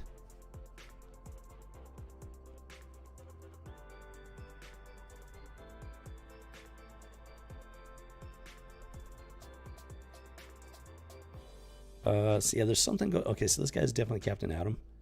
But he's like an older version. Even in his transformed state, he's still got his beard going on. And I guess he obliterates the landfill. I think that's what's going on. And the woman with him is like, that's enough. And he's like, it's not nearly enough. So he flies off. So yeah, I don't have issue 1. There might be some stuff going on in issue 1 that kind of explains what's going on here better. So this is concerning to say the least. He seems to be just kind of flying off the deep end a little bit. I understand I understand the reaction to the kids' bodies being dumped in the landfill. That's pretty horrible. Then wait a minute, hold on. So there's a church. So he flies to this church. I'm not sure why he's flying there exactly, but then there's a couple of thugs holding up the people in this church or something. And he's like, so he puts a stop to it. Or is it taken over? Hold on, wait, what did I miss here? Where are the Huns? Oh, I think the thugs took over the church and they're using it as their base. That's what's going on. And the Huns are the ones that gunned down the kids. Okay.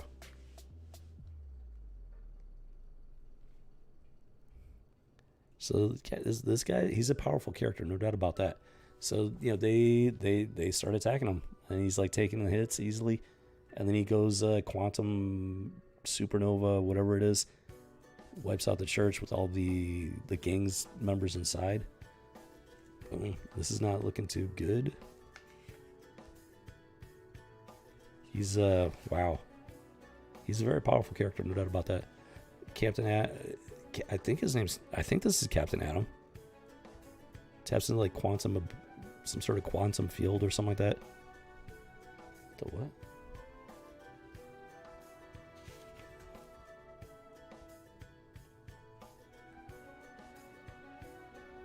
Something happened. What? Yeah, we missed something in the first issue. So he's basically on a rampage. He's like blasting buildings and stuff like that. He finally basically wears himself out by the looks of it. He's just heartbroken, among other things.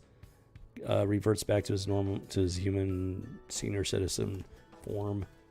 Collapses at that instant, but 10 years earlier, and in a slightly different possibility. This burst of brilliant hit cold light as the rider is waking.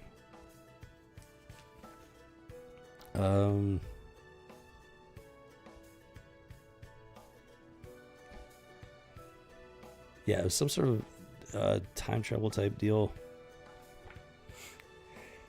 Oh, Jimmy Cricket. Whoa. Now let me tell you right now. I'm interested in the story. I'm actually intrigued by it. I actually want to read more of it. Why? Because it's well written. It's intriguing. It's there's a good bit of it's got a good bit of tragedy involved, which really taps into the human condition and whatnot, I guess you could say.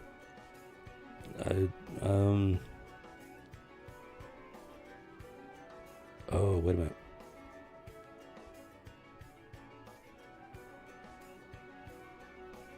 Okay, so when the Wave Rider took Captain Atom into the future, and the future Captain Atom went kind of bonkers. The future Captain Atom tapped into some sort of quantum field, and in doing so, he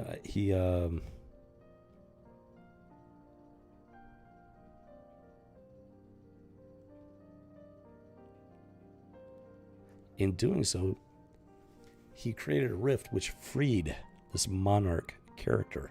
And this Monarch character is bad juju. He's a bad guy. Sounds like he's a fairly top level villain there. Super villain. And it's not looking too good.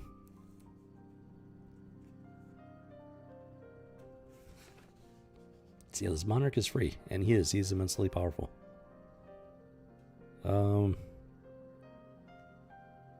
He actually I mean he's in a room surrounded by superheroes, like Justice League level superheroes, including Superman. He actually zaps Superman there for a bit. He takes a hit from Superman and he just keeps on going.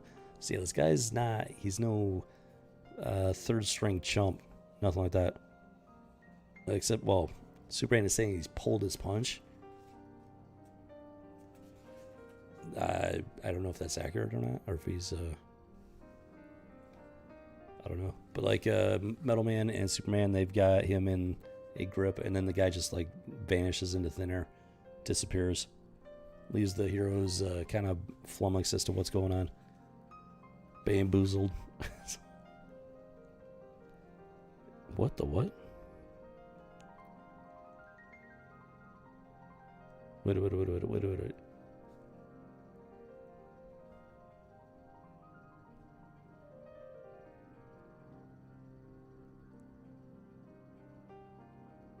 what? Wait. Wow. Okay. So we got these this couple, nice looking couple, wherever they're camping or something, grilling. And then this Monarch guy he materializes out of nowhere and zaps the dude in the face. Kills the guy. And then she turns out to be Dove.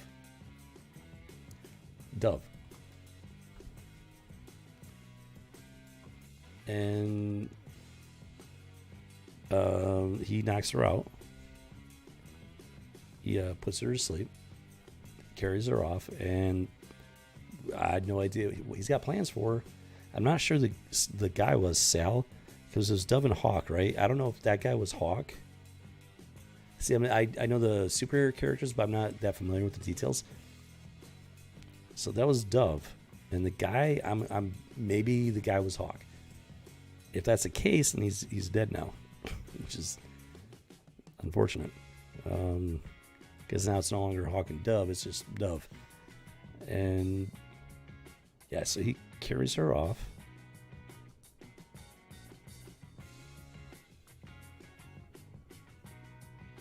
And so the Wave Rider has created a new timeline basically through his actions.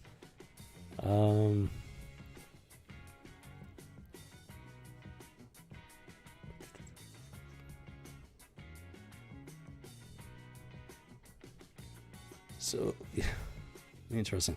No, I actually want to read this. Like, I'm very intrigued. So the Monarch, he, portals away to the mountains in Asia, drops off Dove, knocks her out again, takes off again. He's up to something. He's definitely up to something. Oh, no, wait, there's Hawk. Okay, so Sal was not Hawk. This is Hawk. Hawk is still alive. He's still going. And...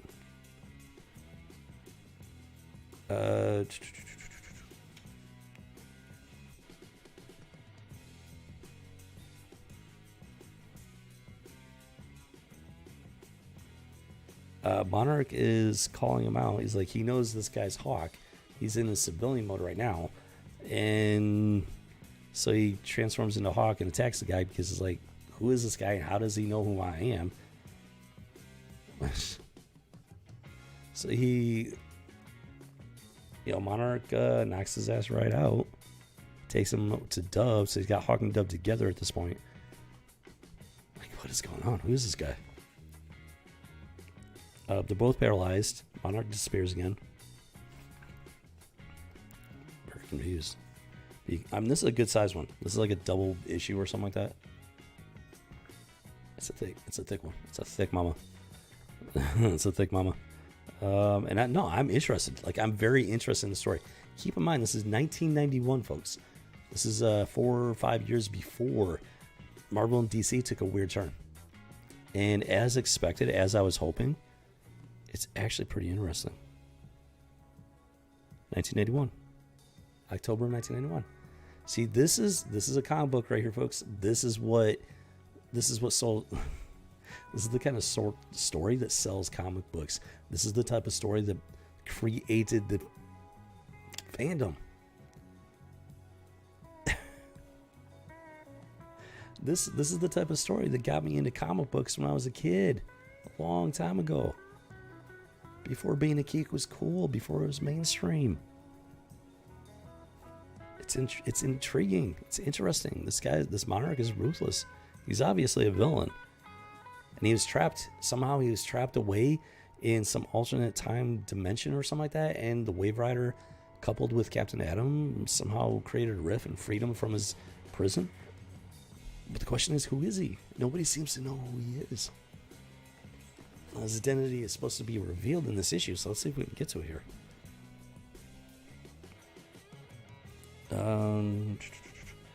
Yeah, so he's collecting different items for something. He's building something. He's collecting different technological, like advanced technology components. And the Justice League, I think it's pretty. This chick, I don't know who this chick is. I have no idea who this chick is. She's white and gold costume. Like, I don't have a freaking clue who she is. The only thing that jumps to mind is maybe like it's some different version of Power Girl or something. Other than that, I have no idea who she is. And she was Jimmy Cricket. Apparently she wasn't like super popular because I don't recognize her at all. I'm trying to. There was a scene with her in it. With the stretchy man, one of those stretchy dudes. Let's see. What? That looks like a maybe Hawkman or like a miniature Hawkman. He looks really small. The Metal Man, I remember him. Yeah, some of these characters are like yeah, Superman, the Flash. But then you got some like B or C list characters. I have no idea who they are, what they're doing here. On the cover, it shows like just anybody you can think of just about. Hawkman, Blue Beetle, Green Lantern, the Guy Gardner dude, Martian Manhunter, stuff like that. It's a interesting collection of heroes from the DC universe.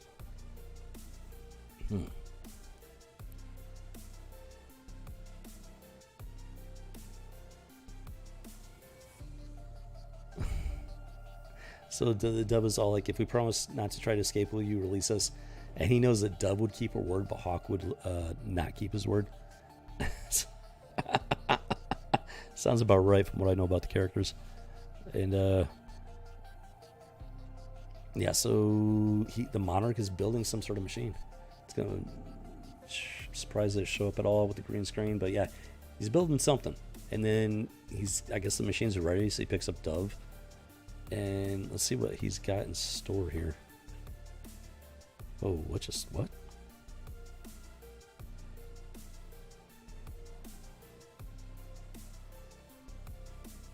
Oh. Oh. Oh. Oh. Wow. Wow. Okay. It's been a long time since I read this, so I didn't quite see that coming. Shimmy Cricket. Yeah, so he's built his machine, and the first thing he does is he murders Dove in cold blood. Just blasts her into oblivion, literally. And she's dead. That's not what I was expecting. Wow. Now, I've never been a huge like Dove and Hawk fan. I don't remember ever reading the comic books or picking them up, at least. Still, that's still shocking. Of course, that might be why they're in this one.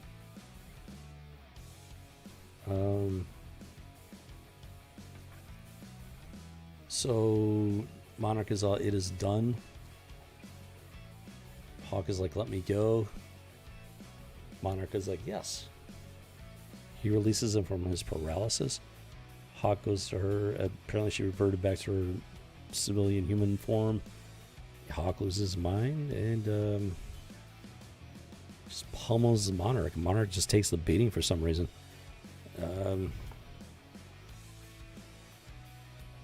Rips his helmet off. And he's all, Monarch, this is Monarch speaking. It is as I remembered. You killed me. I killed me. Apparently Monarch is actually Hawk from Hawk and Dove. So this is like some major mind fuck. That face, it's mine.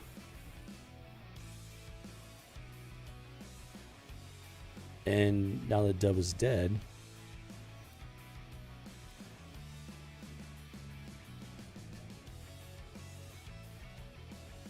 the what?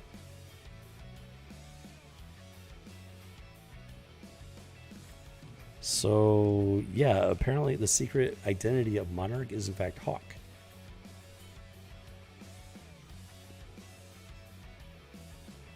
And Dove kept him in check. He's Hawk and Dove. Doves are generally thought of as symbol of peace. You got the Hawk, who's, bird of prey. And just rah. And apparently they like balanced each other out, I guess.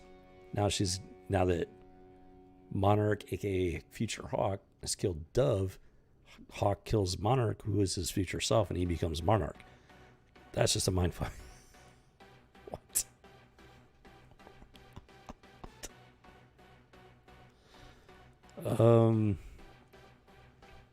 So he's talking to himself at this point. Crazy? Not me. I've never been less crazy. It's the world that's bonkers. Screwed up planet full of screwed up people doing things that hurt each other, hurt themselves. And you know why? Because nobody stops them. Till now, that is. Hey, I might not be the brightest bulb in this socket, but what I've got, most of the jerks I see don't. And that's good old common sense. So now I'm going to do my fellow man a favor. I'll bring a little order to their lives. A little of my common sense. Dove always thought I was too chaotic. But I'll show her, I'll show everyone how much order I can bring to things.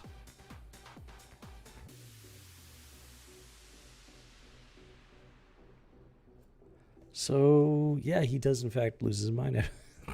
He becomes Monarch, his future self, that he just pummeled into oblivion.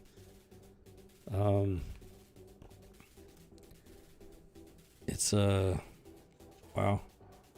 Because the question is, if he becomes Monarch and then Monarch gets imprisoned, the cycle just keeps going, where he's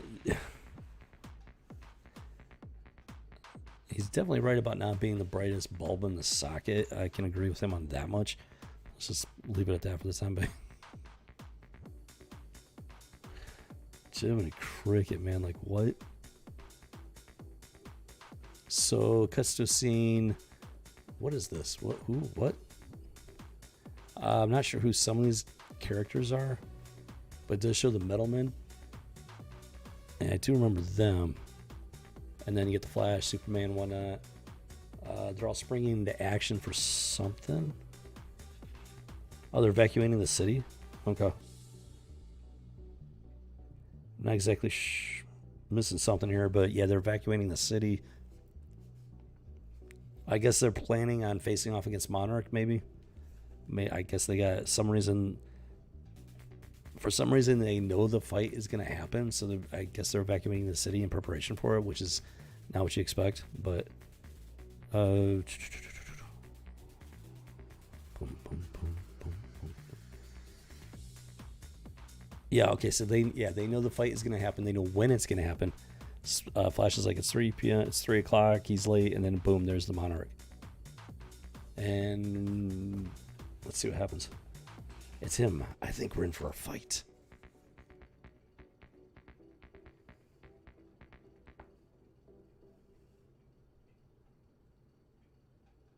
Wait. Hold on. So...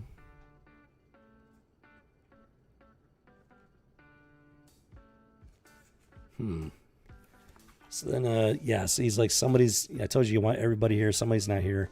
And then that machine that the older Monarch built pops up on Star Labs.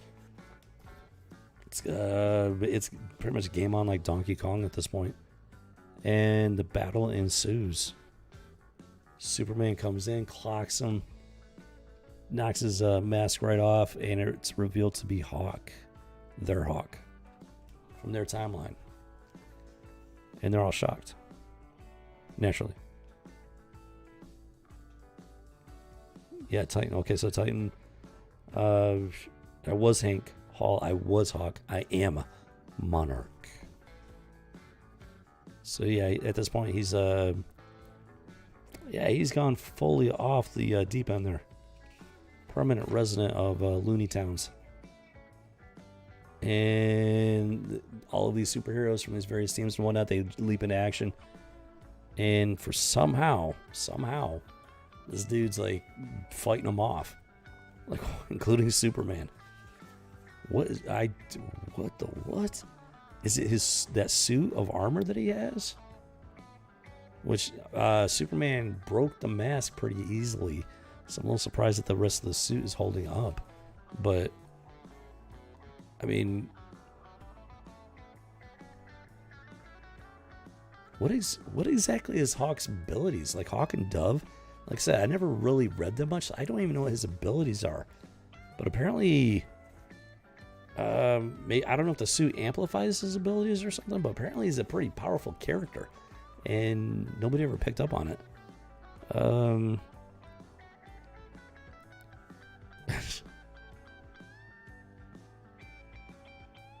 Okay, so this device that the older Monarch built is in the process of setting off some sort of reaction, explosive reaction. It's going to just, I don't know if it's going to annihilate the city or worse. But then Captain Atom leaps into action. And he's pretty much the only one that can at this point. So he's looking to absorb the blast of whatever it is. Apparently it's an insanely powerful mechanism and reaction and stuff like that. Monarch's like, no, you'll ruin everything. Flares outward, making a tangle of reality, twisting time and space and being, then begins to shrink. And Monarch is battling Captain Atom, trying to stop him from absorbing the blast and whatnot. And the blast, like, it expands and then it just basically implodes. And when it takes them both in the implosion, I guess they vanish.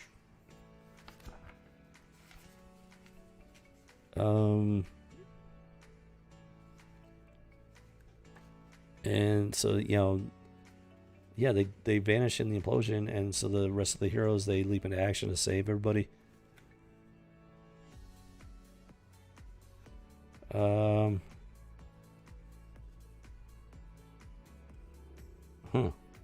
Okay.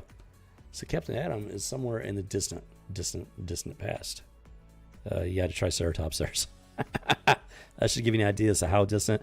But then there's the Monarch's glove, smoking glove, at his feet, which means that the Monarch has traveled with him into the past. Interesting. In the distant past. The end? Not quite. The saga continues in Armageddon, the Alien Agenda, on sale next month. Interesting. So this is actually a pretty good one. I liked it. It's there's a lot of questions because I don't have the first one, and it does actually continue in another issue, which I had no idea. I would actually be interested in picking up the other issues in this little series here. And on top of that, this actually makes me want to look into Hawk and Dove and find out more about those characters, because if Hawk is capable of these things, I had no idea. And that just kind of puts him on a different level. So I'm actually curious about him now. Of course, at this point, Dove is dead, murdered by future Hawk and everything. That's just not good. He just, his mind snaps in like a really bad way. But it's actually an intriguing story. It's an interesting story. I mean, obviously, you know, we know that he ends up in this metaphysical prison and whatnot. But what happens between this point and that point? What happens in between? Not a clue. Like, I'm not sure anybody even knew the Monarch existed, at least in the present DC era, until that moment when he materialized out of basically thin air. Like, I don't think any of them even knew that he was a thing. Because that's the moment when Hawk actually transitions into the Monarch. Wow. See, this is, 1991. This is 5 years before the point where comic books took a very strange turn. I'm trying to think of a name for that. I got to think of something. If you got any ideas for a name for that time period when comic books just went weird, leave a comment down below. But I'm trying to think of a name for it. It's just that time frame. And yes, this is 4 or 5 years before that. So this is actually a pretty good read right here. It's interesting. It's different. It takes two characters that are not really, I never really considered them mainstream, like A-listers. But it takes those characters and does something different with them. I'd have to read the rest of them. You know, there's at least one more after this one, and I would have to read it. to be able to really get a full feel for it.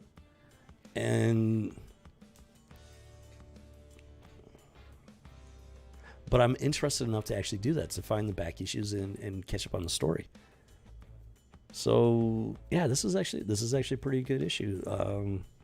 Back when they still wrote interesting stories in the comic book, in the world of comic books, and that's what's missing nowadays. It's just, oh my gosh, this is what's missing nowadays. It's that right there. We need more of this stuff like this. Now I gotta, like I said, I would have to pick up the other issues, to read the story in its entirety, get a full feel of what they did with the characters. But just reading this one, I mean, I'm actually interested. I'm intrigued, curious to find out what exactly is going on, both before and after this particular issue. That part where Monarch takes out Dove, that was a shock. I've never even really read Hawk and Dove, but being a comic book fan, it's like that's not what you expect. I mean, he just took it right out. It was just ruthless, brutal, and unexpected. I'm wondering about sales for Hawk and Dove, if they were just kind of an unpopular title, and they decided, hey, maybe they decided to try and just, I don't know. I'm not sure what exactly the motivation was to create this story arc, but I mean, it was definitely shocking to say the least. And I am actually curious as to what they did with this Monarch character after that, because that's a pretty drastic change. Killing off one half of the team and then turning him into like this lunatic supervillain who's very clearly quite powerful. That's quite the change. In and of itself, though, without any other context or whatever, this is actually a pretty good story. And it was intriguing enough to make me want to read the rest of it, to find out where they went with it. You're not gonna read a story like this in the modern DC era, comic book era, period. As far as mainstream goes, at least. It's that's what I'm talking about. This is what we're here for. This right here. This is what we're here for, folks, on the House of G. To deep dive into, just pop culture, stuff like that. Not just the modern stuff, but the old school stuff that was actually entertaining, that was worth the time, worth the investment, worth collecting, worth the passion, the fandom. This is the type of thing that they just it's the type of thing they won't touch anymore. And there are reasons why they won't do that. And it's taken over everything. The woke agenda. And I know this is something that people have not addressed yet. At least I haven't seen it. It's like, what is the woke agenda? What is the definition of the woke agenda? I'll tell you what it is right now. It is the culmination of the feminist homosexual agendas coming together. Is the love child of the feminist and homosexual agendas. And you don't have to take it's right there in your face. The stuff that people make fun of, that they complain about when they refer to the woke agenda, it is all just feminist and homosexual influence. The characters, they look like men, or they're gender swap, race swap, and there's also some racist stuff going on. You get the race swapping. It's more to it than just the feminist homosexual stuff. There's more to it, but that is one of the biggest foundational pillars of the woke agenda is the feminist homosexual stuff. And it might not be popular to say, but it is a fact. And I stand by that. Feel free to try to cancel me. I've been canceled before, so I'm not too afraid of it. And there you have it. Armageddon 2001, issue number 2, special DC. I'm actually very interested in picking up the first issue, and then I just realized that there's another issue after this, Alien something or other. So I'm actually interested in picking up the back issues and reading the rest of the story. This is better, hands down, way better than anything I've read in the modern era. It's 1991, This thing's 30 years old. This is a 30-year-old comic book. And I'm telling you, this is a better story than anything you're going to pick up in the modern mainstream comic book era. So if you are a true blue comic book fan, I definitely recommend checking out some back issues, some older stuff, the real stuff, not this modern nonsense, the real stuff.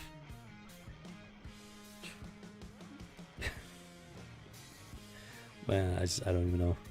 All right, so it's bagged and boarded and ready for storage. And no, yeah, I like this one. I do. It is entirely possible that I do have the first issue in my collection somewhere. It's entirely possible. That's one of the older ones that I found in my stack so far. Usually it's around 94, 97-ish. Some of them have been later, but this one, or more recent, this one, 1991, it's definitely one of the older ones that have been in the stack. So I'm wondering, maybe I could possibly have number one in my already bagged and boarded somewhere. It's entirely feasible. And I will be going through my collection after I get through this last final stack. Still got a few things to go through, but when I do get through it, then I'm going to be going through the stuff that's already bagged and boarded. And see exactly. I'm going to be cataloging it and whatnot. I'm going to make that part of the House of G stream and everything. And I'm very excited about it. I'm very about going through the collection, seeing exactly what I got. I mean, I know there's all kinds of stuff that I've forgotten. Just going through this stuff, I mean, it's mind blowing, the stuff that I've forgotten. It's like, wait a minute, wow. Not only did I not know I had this in my collection, I didn't know it even existed, even though it's in my collection. So I'm getting that excitement all over again. The excitement of getting into comic books, just having that fun, geeking out, having a good time, forgetting about the insanity of the world for a little while. That's what sucked me in as a kid, and that's where my love of comic books and all things geekdom it was born and cemented. That was stuff like this. This is not necessarily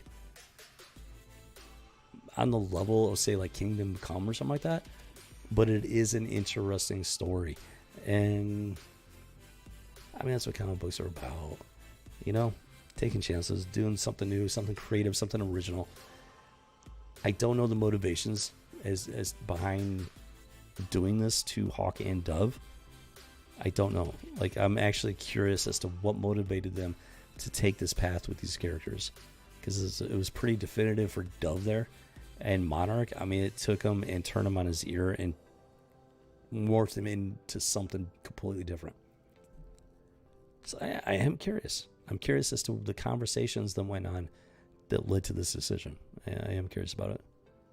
But other than that, in and of itself at least, without having greater context, reading the other issues that are involved, in and of itself, I can say I was intrigued by it. Oh man, okay, there we go. There you have it. I think that's going to wrap it up for this House of G. I hope you enjoyed it. I certainly did. We had the Boba Fett escaping the Sarlacc, surviving that nightmare. A very, very good story. Let me tell you, it's a great story. It is, as far as I'm concerned, it is canon. That is the real story of how he escaped and survived the Sarlacc to become part of the Mandalorian, for starters. As far as I'm concerned, that is the definitive story. And then, yeah, getting back into the comic book side of things, it's always fun. Illuminating, you get the contrast. There's some crazy stuff, and not like good crazy, but then there's like some pretty awesome stuff. It just reminds me of why I became a comic book fan and a geek to begin with so many years ago. And that is why I'm doing this. Like, I'm so tired of the modern pop culture. It's such a hot mess. It's such a dumpster fire. It's this rotting gutter fire. I'm so tired of it. I'm just so tired of it. I don't want anything to do with it anymore. If it's woke, I won't spend money on it. I won't deal with it. I just won't. Star Wars Squadrons is a pretty good example. I'm very disappointed in that. I was actually hyped up about it. I was going to give it a try. I was like, okay, maybe, hopefully. I heard good things about the gameplay and everything. Now, you got to take it with a grain of salt nowadays. But I heard good things about it, so I was actually open to giving it a shot. And then they pushed these woke agenda characters, pilots, and that was it. I was like, I was done. No, the door slammed shut. I'm not going to do it. I'm not spending money on squadrons. That's just an example. Yeah, I'm not picking on squadrons. There are so many examples across the board, but that's just the most recent example I can think of. And I mean, that's just where I'm at. I'm not doing it. I'm not giving money to these people, and that goes for both the professional field and the I guess you could say YouTuber type field. There's some channels that I've been following, and I don't follow them anymore because just something's not meshing there. It's just not meshing. I can't. It's not what I'm looking for as a fan. So yeah, it's time to just strike out on my own, do my own thing, because I can't compromise my values. You know, I've let things slide as much as I can, and it's at a point where I can't do it anymore. I can't let things slide to that extent anymore. So it is what it is. And diving back into the old school retro vintage stuff is a fantastic way to go, if you ask me, in my humble opinion.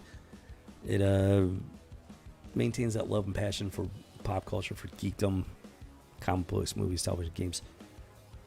Right now I'm heavily doing the comic book and game aspect, both between my main channel, Royal Squadron, and here at the House of G. And it's a lot of fun, absolute blast. I love doing it. It also provides a great contrast to the absolute disaster and travesty that is going on in modern pop culture. I'm going to say things that are not popular. I'm going to say things that people are not going to like, and that's fine. You don't like what I have to say, that's fine. You don't have to like what I have to say. But at least I'm being honest. I am being truthful. I am telling you what I think, what I feel, what I believe. I am not blowing smoke up your skirt. You can take it to the bank. And it's not to say I'm never going to change my mind on something. If you provide information, if you provide a factual, logical, rational argument or discussion, I'm open to at least hearing it. But if you're just about nonsense, call me a racist or whatever, I don't want to hear it. I'm not gonna waste my time with that. And yeah, but sure, unless you got a good argument, I have very strong opinions, and I stand by what I say and what I believe in. That's what the House of G is all about here. This has been quite the journey, let me tell you. My main channel is over a year old at this point. Hit the 1 year anniversary at the very end of April of this year. It was a fantastic event. Had a fun stream and everything. I started this channel I think it was just a couple of short months after my other channel. A few short months. Yes, this is I don't think I'm at the 1 year mark yet with the House of G, formerly known as Rebel Ramp, but I think I'm getting pretty close. And it's been quite the journey, let me tell you. Quite the transition.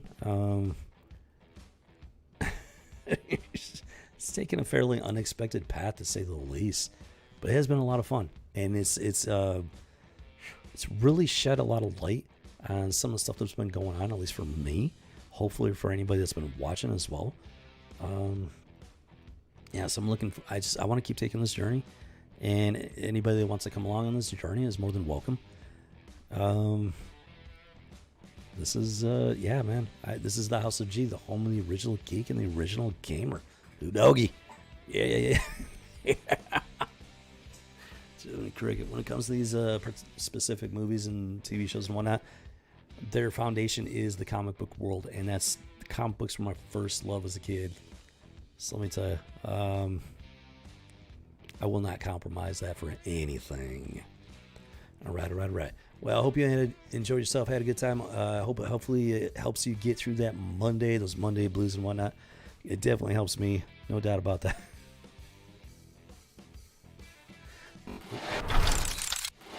Yeah. So we're going to be wrapping it up here in just a minute. So I hope you have a great Monday. They're rolling into this week. Hopefully we're able to kick it off right for you. definitely helps to kick it off right for me. A lot of stuff going on, dealing with some freaking wonky stuff. Let me tell you, Jimmy Cricket. Windows is such a hot mess. I don't even know. Somebody please make a Windows killer, because I'm just so tired of the malarkey and nonsense. I just want to get things done. I can't do it if my own operating system is working against me. But I digress. That's not part of. I just kind of came out of nowhere. Now, I've been dealing with some stuff for the last week and a half, and it's been having a really major, bad, negative impact on both channels, really, if I'm being honest. And, I mean, at least I still have the capability to stream, so that's something. But there's a lot of stuff going on. But, you don't let that stop you. You get knocked down, pick yourself up, dust yourself off, and you keep on rolling. Boom, shakalaka. All right. So, well, I hope you have a fantastic rest of your Monday rolling into the week here. And I hope you have a great evening. Hope you enjoyed the stream. I know I did. And this has been the House of G, speaking into the void. Doggy. All right, Gearbox, let's go ahead and wrap this one up.